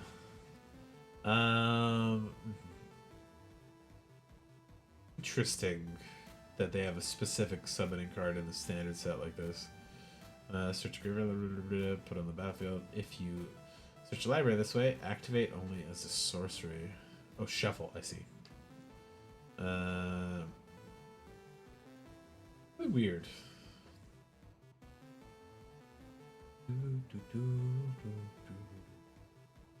Because this is not that bad, even on its own, if you don't have the other copies in your deck. You could also have many more than 4 copies in a draft or a limited thing. Don't know exactly how I would call that one. The mill is nice, the return is nice. The extra ability probably won't go off that often, but it may. Call it a C minus, because the basing that first ability, if you didn't have a way to trigger it, is just like, nah. Slavering Branch Snapper, 6 mana, 7/6, trample 4, cycling lizard. I like trample. There hasn't really been that much trample in green even. Still a C plus, but I like these cycling things a lot. Spine Seeker Centipede. 3/2, 2/1 insect. When Spine Seeker Centipede enters, search your library for a basic land card. Reveal it and put it in your hand. Delirium. Spine Seeker Centipede has +1/+2 and Vigilant as long as there are 4 or more card types among your graveyard. So it becomes a 3/3 if you get Delirium, and gets you a land when you put it there. Doesn't go to the battlefield, stays in your hand. Interesting cost. I think it's a little overcosted. The Vigilance is nice though, and the buff is nice, but it's not quite enough. Yeah, C for me.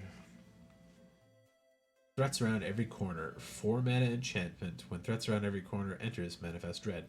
Whenever a face down permanent you control enters, search your library for a basic land card and put it on the battlefield tap. That's pretty good. If you got enough manifest cards, you're gonna ramp out like crazy. It's a little expensive though, so I think that can't be more than a C minus. But it does get you a land when you play it, and a 2/2, so it's a weird one. Twitching Doll, but I like the other art better. 2 mana Spider Toy Artifact Creature with 2/2. Add 1 mana, put a nest counter on Twitching Doll. Sacrifice Twitching Doll, create a 2/2 spider token for each Twitching Doll counter on it. Activate only as a sorcery. It's a disgusting doll made of spiders, but it's kind of cute in a weird way. It's also really good. I don't quite put that into B, but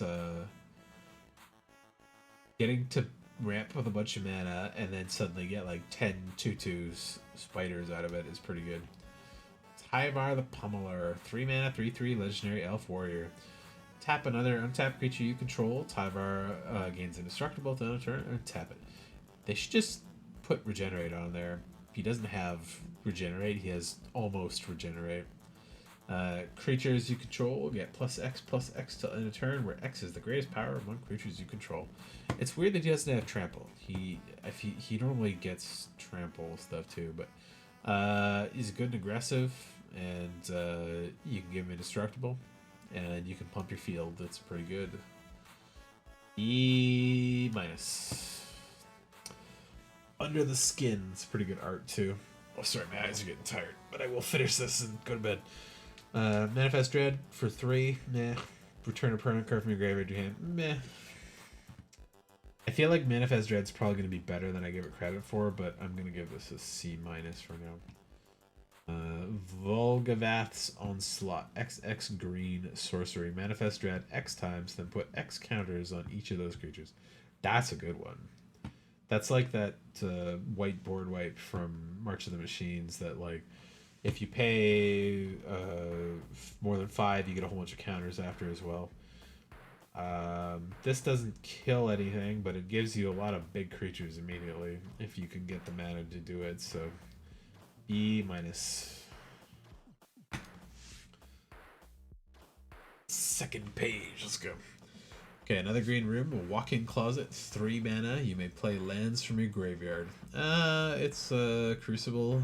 Okay. Forgotten Cellar is 5, and if you unlock this door, you may cast spells from your graveyard this turn. And if a card be put anywhere into your graveyard from anywhere else, from anywhere this turn, excellent. So, I forget the card that does that, but it's 2 cards in one that are normally pretty common in commander decks.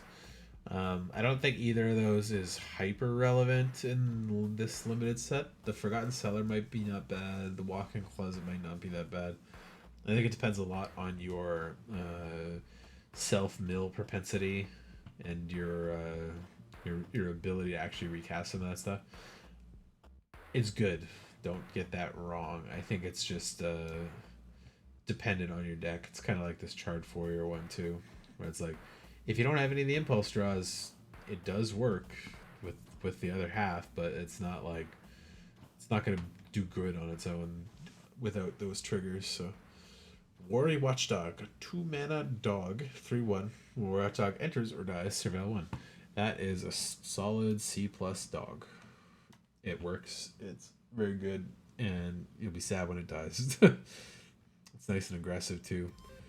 Wickerfolk Thresher, 4 mana artifact, Scarecrow, 5/4. So that's pretty good cost already. Delirium, whenever it attacks, if there are 4 or more card types among cards in your graveyard, look at the top card in your library. If it's a land card, you would put it on the battlefield. If you don't put it on the battlefield, put it in your hand. That's good. That's just a good body. Delirium makes it better. So yeah. Okay, so we're in the gold stuff now, but I got 2 guest cards here. Collected Company and Noxious Revival. Collected Company is reveal some cards off the top of your library, put some creatures from those with less than 3 mana value onto the battlefield. That's an instant. It's a very classic modern card. May or may not be good, depending on your deck, but it's like cheating a bunch of stuff into the battlefield, so it's a C plus. Could be higher depending on your deck. Noxious Survival, you can pay 1 green or 2 life to put a card from a library on top, or a graveyard on top of a library. I don't think that's going to be as relevant in this limited set, but I can see some annoying things where people do like have graveyard stuff and they're like, next turn I get to revive my big guy, and you're like, nah, put it on top of your library. Now you gotta pay 9 mana for it or whatever. Or pick your best card, put it on top so you draw it, etc. There's good ways to use it, but it's the cheapest of those get a card back from the graveyard spells. Arabella Abandoned Doll. Red, white, 1/3, legendary artifact creature doll. Annabelle, I think, is supposed to be the doll it's representing. Whenever Bella Abandoned Doll attacks, it deals X damage to each opponent, and you gain X life, where X is the number of creatures you control with power 2 or less. Is good. I don't like having those creature things there, though. And it has to attack and well, it doesn't have to survive, but it does have to attack with the other ones. But it is each opponent. That's good for 2-headed giant. I call that a C. You can't double it up because of that either. Baseball bat. Green, white, artifact equipment. When it enters, equip it to a creature. It gets +1/+1, and whenever a creature attacks, tap up to 1 target creature. Equip 3. It's a little expensive. It's a C. I like the tap ability though. Not very big equipment, so I probably wouldn't consider it a lot of the time. Beastie Beatdown, red green sorcery, choose target creature your opponent or you control and target creature your opponent controls. If there are 4 or more card types in the graveyard, put 2 counters on the creature you control, and then the creature you control deals damage equal to its power to the creature opponent controls. So it's not a fight spell; it's a deal damage spell, which is automatically better. And if you got Delirium, you get bigger. It's good. I would call that C plus, but it's sort of interruptible. Like if you play this, then they kill your creature, then nothing happens really. So If it was an instant, I think I'd like it better, but that'd be probably too good. So I'd still call it a C plus. Brood Spinner. That's a ugly, cute spider. Black and green spider with reach. It's 2/3 when it enters Surveil 2. Pay 6, sacrifice Brood Spinner, create a number of 1/1 black creature, black and green insect creature tokens with flying equal to the number of card types among your graveyard. Weird. A delirium payoff for sure. Weird that it makes flying insects and not just more spiders, but flying insects is better than spiders. You can still block flyers, but they're also aggressive. So, and the cost wise, this card's quite good. Surveil and reach on a 2/3 for 2. Not quite good enough to be a B, but a C plus still. Disturbing Meast, Shohei Otani. Who's that? The baseball guy?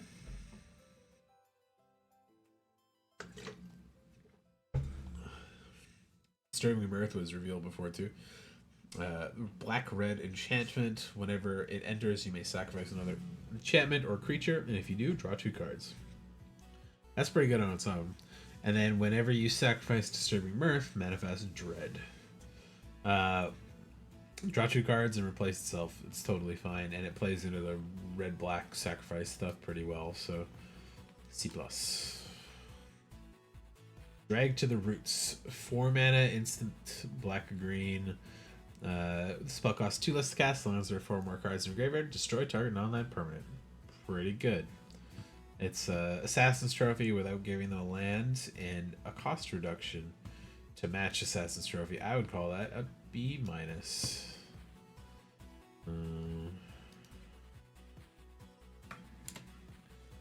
And Fear of Infinity. That's cool art, actually. I like that a lot. 1 blue-black enchantment creature nightmare, 2/2, flying and lifelink. Fear of Infinity can't block. Who cares? It's flying, right? Whenever an enchantment creature or whenever an enchantment you control enters, and whenever you fully unlock a room, you return it from the graveyard to your hand. They've done this effect a couple times, but I don't think they've done it where it's covered by 2 different types of things. That makes it a little better for me, and it's one of the other weird lifelink sources, so I would call that a C plus as well. Normally they're like, whenever you surveil, do the thing, and then they printed like 6 cards of surveil, so it was really hard to trigger, but it was still pretty good when you could do it reliably. This one, there's plenty of enchantment creatures, and there's a lot of rooms even if they're bad, so you could absolutely do those both.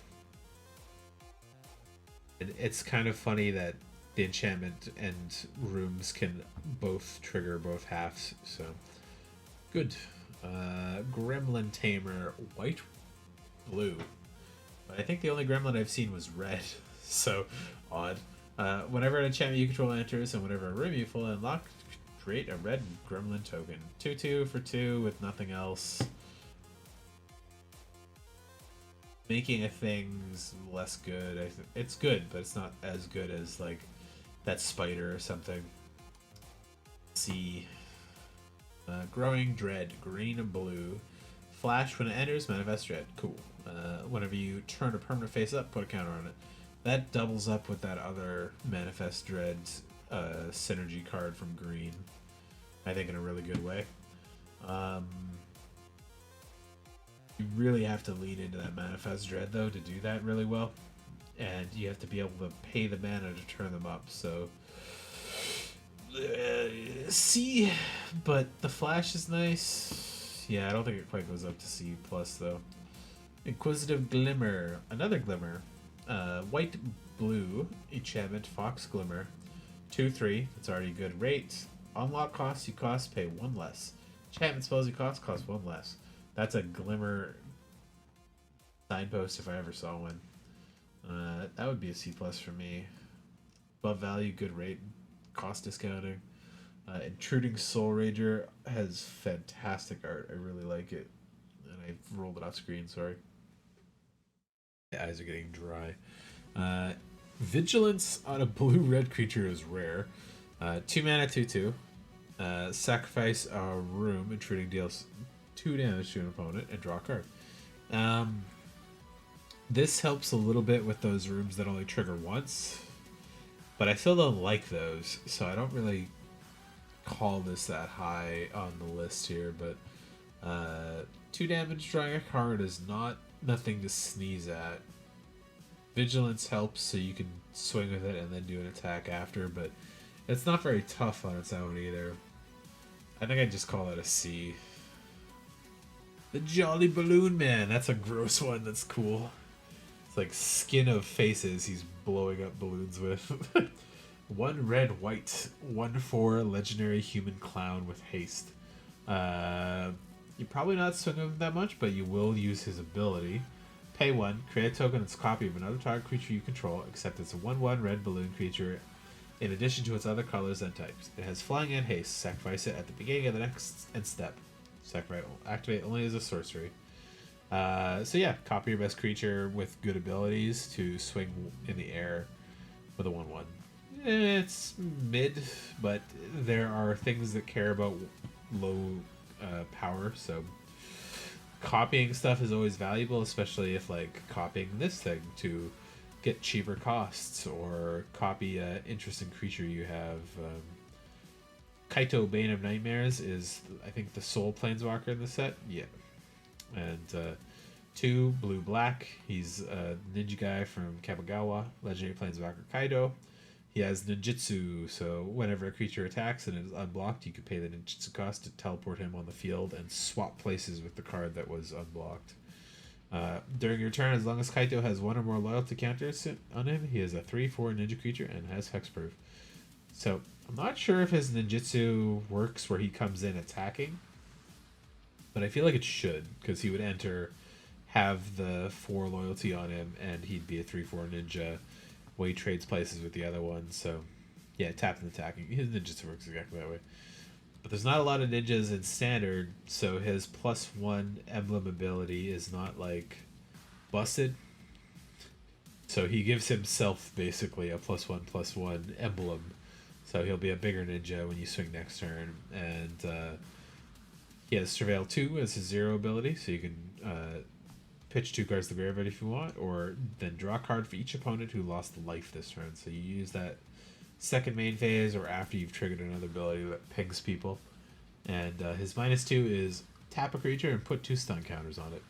No ultimate for him, but he's just aggressive. He's like Gideon used to be.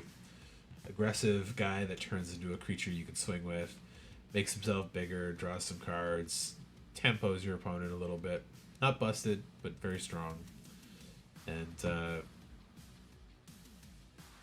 having hexproof on your turn is an interesting way to like avoid him having problems with like removal during the combat step, but they can still blow him up on this turn real easily.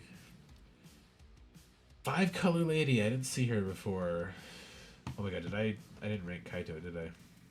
Yeah, I think Kaito is quite good. I would call him B easy. Marina Vendril, 5 colors: white, blue, black, red, green. Legendary creature, human warlock, 3/5. Whenever she enters, reveal top 7 cards of your library. Put all enchantment cards from among them into your hand, and the rest on the bottom of your library in random order.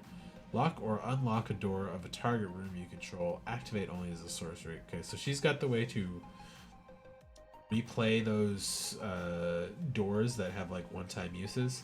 And I guess if you draft her or get her in a sealed deck, maybe you try to go real hard for that 5 color deck, but I don't like the 5 color deck in this set at all. It's there are too many cards that have too many double and triple and 4 and 5 picks, so she's pretty strong, but not that strong. 5 mana for a 3/5 is kind of bad. Digging 7 cards, but only getting enchantments is kind of hard too. I think it limits her colors that she can get them from a little bit more. Lock or unlocking the room is interesting too. So like, there's obviously a very strong build around, so I'd put her in that D+ area. Midnight Mayhem, 4 mana, 2 red white sorcery. Create 3 red golems, and golems you control get menace, lifelink, and haste till end of turn. It's a good little Pumper drop some token guys out, but it's not that strong. They're not that big, and they don't really impact the board that much. But like I said, there are some cards that care about that, and Menace Lifelink Haste lets them swing in without dying most of the time. There's Nashi, the Tamio's adopted rat boy kid that is also a ninja technically. Blue black 2/2 legendary rat ninja wizard with menace. Whenever he deals combat damage to a player, you mill that many cards. You may put any number of legendary and or enchantment cards from among them into your hand. If you put no cards into your hand this way, put a counter on him instead. It's a good one.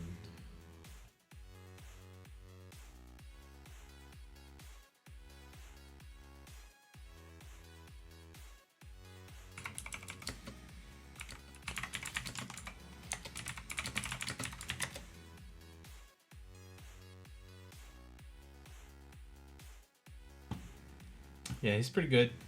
I think he's a little squishy, but he'll probably get big enough, quick enough that I don't think it's going to be a big deal. Yeah, I put him at B minus. And then once he's a couple triggers bigger, the double block kills are going to be pretty hard. Nico, oh, he lost his Planeswalker too, or they lost their Planeswalker Spark as well. Nico is the non-binary Planeswalker. Who's no longer a Planeswalker. 4 mana, 2 white blue for a 3/4 legendary human wizard, and when he enters, create 2 shard tokens. Then there are enchantments with pay 2, sacrifice this enchantment, scry 1, then draw a card, and then pay 2, tap him, exile target non-legendary creature you control. Shards you control become copies of it until end of turn. Return it to the battlefield under its owner's control at the beginning of the next end step. So he makes 2 things, and you can pay 2 and exile something you control or flicker it to become copies of that creature if you've got a really beefy creature to swing through. Or if you stole your opponent's creature for the turn, you can make your stuff better copies of it. But he's a little complex because he needs to be flickered to really make the shard tokens, because I don't think anything else makes shard tokens right now.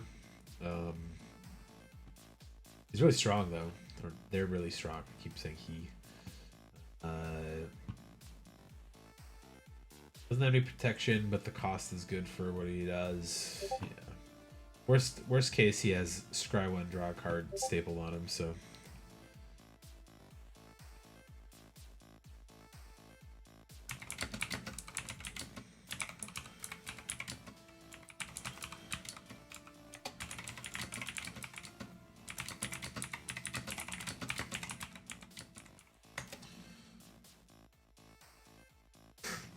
Oblivious Bookworm, green blue human wizard for 2/3.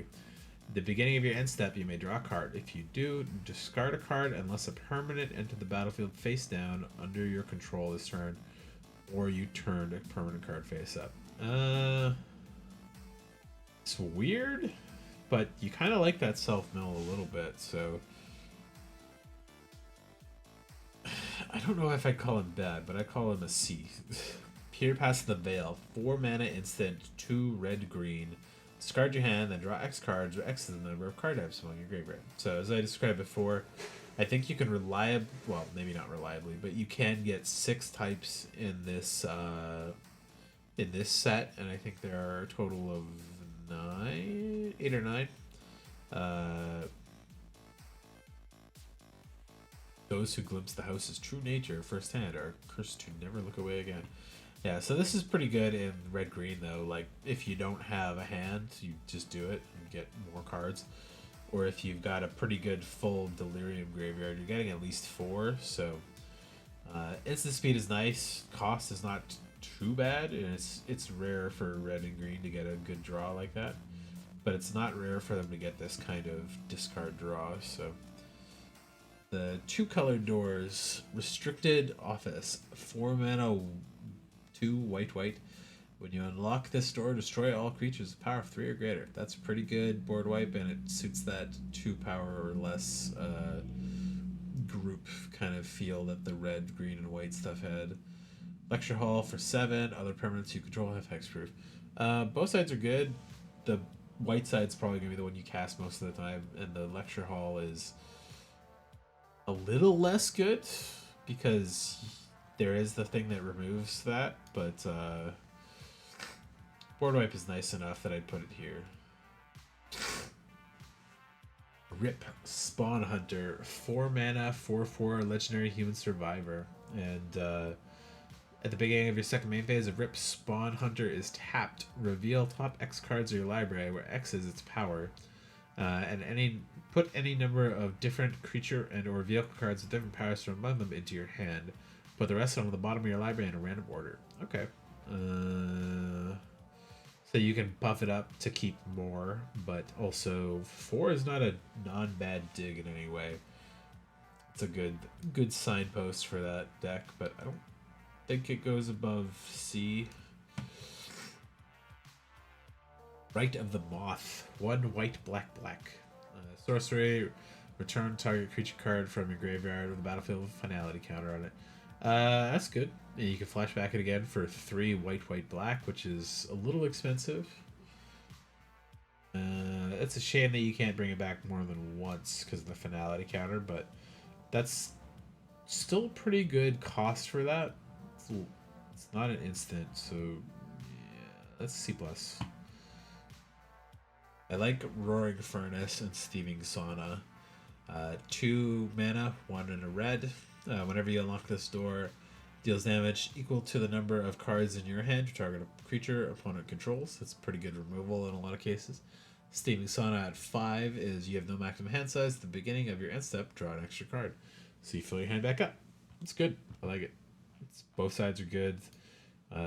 Blue side's a little expensive, but you got a good removal staple to it, so you're happy to do it. Saw Blade's Skin Ripper. 3 mana, 1 black, red, 3/2 human assassin with menace. Create, sacrifice another creature for 2, or enchantment, and put a counter on it. That's fine. Beginning of your end step, if you sacrifice 1 or more permanents, deals that much damage to any target. That's the good part of that one. That one's going to trigger a lot and do some good damage. Kill some creatures, ping some people, trigger your other stuff. Things. It's a C+ for sure. Shrewd Storyteller. Looks a little like Gandhi. 1 green, white, human survivor, 3/3. The beginning of your second main phase, if Shrewd Storyteller is tapped, put a counter on target creature.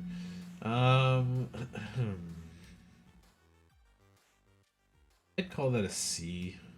3/3 for 3 is not bad. The counter is not really that exciting though. Shroud Stomper at 3 black, white, white, black, black. 5/5 Death Touch elemental creature. That's hard to cast, but it is definitely good. That is a really weird to look at creature here. Whenever it enters or attacks, each opponent loses 2 life, and you gain 2 life and draw a card. Not bad though. Very good effect. Very weird creature to cast though. 7 mana is a lot. Still call it C+. It's not better than that. Skull Snap Nuisance. White, black, or sorry, blue, black, 1/4 insect skeleton with flying. Whenever an enchantment you controls and whenever you fully unlock a room, surveil 1. It's not great. It's a good blocker. It's cheap though, and surveil is not bad, and it really does help you get to more rooms faster if you wanted. Like, I think almost all of these gold creatures are like C+. They're not busted, but they're not that good without the synergies that you're focusing on them with. Smoky Lounge is the red half of this room. 2 and a red. Beginning of your first main phase, add red, red, and spend this mana only to cast rooms and unlock doors. So that's a dud spot on its own. But Misty Salon is whenever you unlock this door, create an XX blue spirit token, which is the where X is the number of unlocked doors among rooms you control. So pay 4 mana to get an XX that could be 1 or 2 at the time of casting, or more. I don't think it's going to be a lot more than like 3 or 4. which is pretty on curve for a decent flyer. Um, Luckily, the Smoky Lounge does basically allow you to play that next turn for 2. And then you'd have at least 2, but I don't know. I'm not a big fan of the ones that don't have a repeatable value on them, so I'd call that a C minus. The Swarm Weaver, 4 mana, 2 black, green, 2/3 legendary artifact creature Scarecrow. Whenever the Swarm Weaver enters, create 2 1/1 black and green insect creature tokens with flying. Weird that they keep going for insect flyers with green black now, but not bad. Its power division is good, and as long as there are 4 more card types in your graveyard, insects and spiders you control have +1 and Death Touch. That's a very good if you can get a couple spiders. I'd call that a B minus because of the bodies and the Death Touch. Undead Sprinter. Black red zombie 2/2 with trample haste. You may cast Undead Sprinter from your graveyard if a non-zombie creature died this turn. If you do, it enters with a counter on it. So that's a 3/3 trample haste repeatable guy from your graveyard. I think that's just good. It's nice for the sacrifice stuff too. Not quite B level, but it's definitely a C plus. Victor Valgavoth's Seneschal. 1 white black legendary human warlock at rare with 3/3. And whenever an enchantment you control enters, and whenever you fully unlock a room, surveil 2 if this is the first time this ability has resolved this turn. If it's the second time, each opponent discards a card. If the third time, put a creature card from your graveyard onto the battlefield under your control. So have 3 enchantments enter or unlock 3 rooms. It's a really complicated one of those abilities because I think that costs a lot of mana generally, and he's not very exciting on his own, but the ceiling is really high if you wanted to do some crazy shit with him. But just a 3/3 that's a 3/3 for 3 that gives you a little bit of upside, like surveilling and maybe having an opponent discard a card, and rarely getting a creature back from your graveyard, I think is fine. Wildfire Wickerfolk. Red green 3/2 haste Scarecrow. Nice and aggressive, I like it. Wildfire Wickerfolk gets +1/+1 and has trample as long as there are 4 more card types in your graveyard. A haste 4/3 for 2 is really good. I would 3/2 haste for that is not as good. It's a C plus. Winter Misanthropic Guide. Jund colors 1 black, red, green. Legendary creature, human warlock 3/4 with ward 2. At the beginning of your upkeep, each player draws 2 cards. Great. And delirium as long as there are 4 or more card types among cards in your graveyard. Each opponent maximum hand size is equal to 7 minus the number of those card types. So you can do 6 in this set. So they could have a maximum of 1 in their hand. So they're always going to discard down to hand size, pretty much. But you have to work for that too. Like you may only have 1 or 2 cards in your graveyard, in which case he's less good because you're both going to get that advantage equally. But the size restriction is only limited to your opponents, not you. So if you can make it work, he's pretty powerful. Let's put him. I think I put him to B minus because the ceiling is fun and the drawing 2 cards is really strong. It's addition to your regular draw too. So Zamone All Questioning is a 3 mana 1/1 human wizard with 1 green and blue. Beginning and step of land into the battlefield under your control, and you control a prime number of lands. Create Primo the Indivisible, a legendary 0/0 green and blue fractal creature token, and put that many 1/1 counters on it. 2, 3, 5, 7, 11, 13, 17, 19, 23, and 31 are prime numbers. There's a pretty good chance you're not going to get above, I'd say, 11 in a limited game, but in a commander game it's possible you could go above that, and it's nice that you get a pretty repeatable creature out of it. It's a shame she's so squishy and not useful in any other way other than that. So you're already gonna have 3 by the time you get her, likely, and then you wouldn't get the next one until 5. So that's 2 turns, or at least some kind of ramp you're gonna have to survive to get to on 5. And the ramp does not mean the same number of lands, so I think she's in a bit of a weird space. I don't like her very much as a card in this set, but I'm probably gonna build a commander deck around that and see how that goes. Attack in the box. 3 mana artifact creature toy. 2/4. Whenever you have attack in the box attacks, you may have to get +4 until the turn. If you do, sacrifice at the beginning of the next end step. So regular swings for 3. I think the value for 3 is fine. And then sometimes you get a kill shot with it if you know you got to trade with it or put something interesting out there. I put it at C. Bear Trap. 1 mana artifact flash. Pay 3, tap, sacrifice Bear Trap, deals 3 damage to target creature. I like these a lot more than I should probably.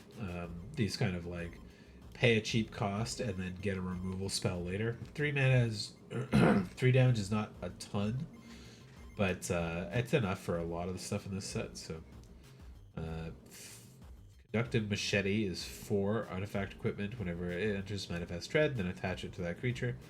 Plus 2/1 on top of it and equip 4. So it's like the jacket and the mask that have similar effects.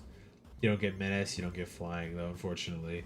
+2/+1 is not a bad top on 4 to that, so you're paying 4 and you're getting a 4/3 and then maybe a better creature, and you have an artifact that sticks around after for equips. I think I'd consider this one a C. Yeah, it's still a 4/1. Dissection Tools is 5 mana artifact equipment. Whenever it enters Manifest Dread, and then attach it to a creature. That creature gets +2/+2, Death Touch, and Lifelink. Very good. And equip it, you gotta sacrifice creature. It's very expensive, but it's very good too. +2/+2, Death Touch, Lifelink is very strong, and a good way to get you back in the game life-wise and kill a lot of stuff generally. So C+. Found Footage is a 1 mana artifact clue. You may look at face down creatures that your opponents control at any time, and then sacrifice Found Footage, surveil 2, and then draw a card. Interesting. Like a slightly better clue. That's not a bad cost either. You know, I don't dislike that. It's nice to know what you're walking into trap-wise for stuff on the board. Friendly Teddy, 2 mana artifact creature bear toy. It's 2/2, and when it dies, each player draws a card. It's a filler. It's maybe better in certain builds, and like you're happy to trade into it a lot of the time, but it's a C. Ghost Vacuum, 1 mana artifact. Exile target card from a graveyard. Fantastic. Pay 6, sacrifice Ghost Vacuum, and put each creature card exiled Ghost Vacuum onto the battlefield under your control with a flying counter on it. Each of them is a 1/1 spirit in addition to the other types, and activate only as a sorcery. This card's great. It's a good graveyard hate in this set.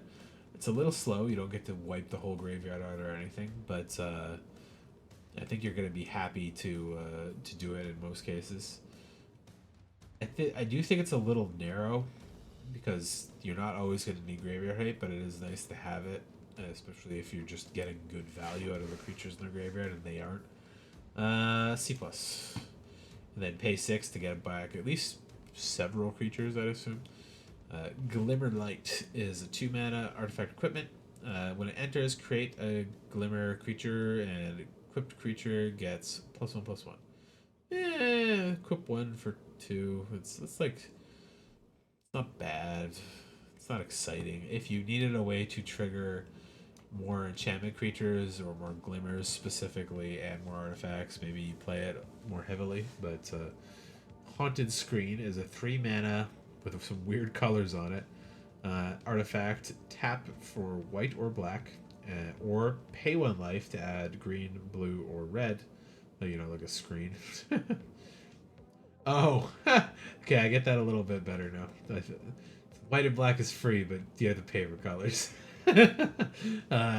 Pay 7, put counters on Haunted Screen, and it becomes a 0/0 spirit in addition to its other type. Activate only once. Pay 7 for a 7/7 later, and it's a mana rock.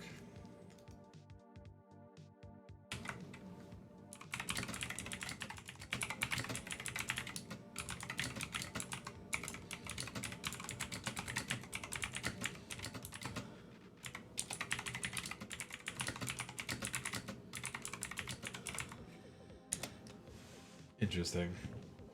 Okay, Haunted Screen.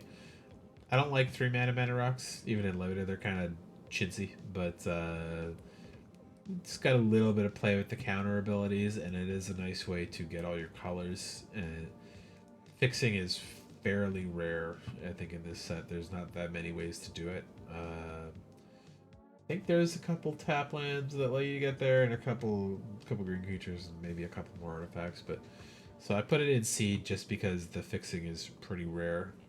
Keys to the House, 1 mana artifact, pay 1, sacrifice Keys to the House, search your library for basic land card, reveal it, put it in your hand, and then shuffle. It's a final land card, whatever.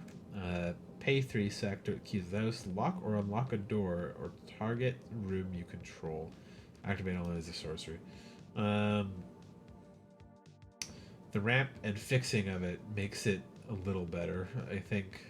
Being able to find that land for colorlessly, blocking the door less important, I think, but maybe useful again in the right deck. So double duty, it's nice. It deserves at least a C. Malevolent Chandelier, 6 mana artifact creature construct. It's a 4/4 flyer, and you can put a card from game back into the book your Ur's library. I always like these actually quite a lot. They're like recyclers, and this is actually a pretty good body on it. I call that relevant enough to be C. 6 mana is a little expensive for it, but that's fine. Marvin the Murderous Mimic. This thing is gross. 2 mana legendary artifact creature toy, 2/2. When it has all activated abilities of creatures you control that don't have the same name as Marvin. So other creatures you control that aren't Marvin that have mana sinks and stuff, you could do some crazy shit with them. It's really weird. It's kind of neat. It's probably pretty good. It's at least a 2/2 with upside, so I'd call it a C plus because you need to have creatures that are alive. Your opponent can kill them and make it screwed up. So you got 2 mana for a saw, artifact equipment, +2/+0, and whenever equipped creature attacks, you may sacrifice a permanent other than that creature or saw. If you do, draw a card. Interesting. It's strong enough. It's not too strong, so I think it's just a C. Here we go, the dual lands. Banded Campground enters the battlefield tapped unless a player has 13 or less life. It's a weird one. An untapped land at common is interesting, though. So I call it a C. Then you got Blazemire Verge at rare. Add black or add red only if you control a swamp or mountain. Interesting. C plus because it comes in untapped and at least it has a color automatically. You got Bleeding Woods, 13 life. I'm gonna put all of those ones I think in C here. Yeah, all of the 13 life, like they're usable early if you need them, and they're better late, which is kind of rare for lands. Gorge, there we go.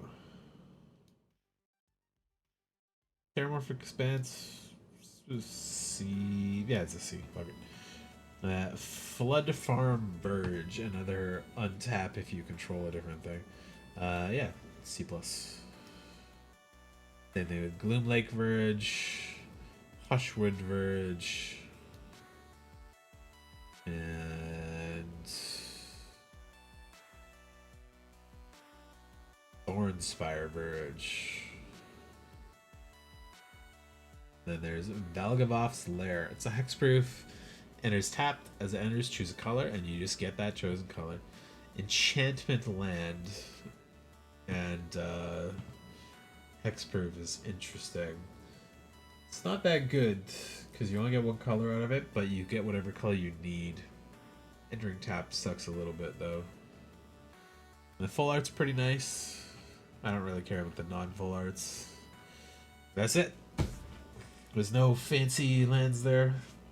I think, weirdly, white has a lot of the highest power, but it also doesn't have a lot of the enablers for its synergies. I like a lot of red, too. There's a lot of good removal there.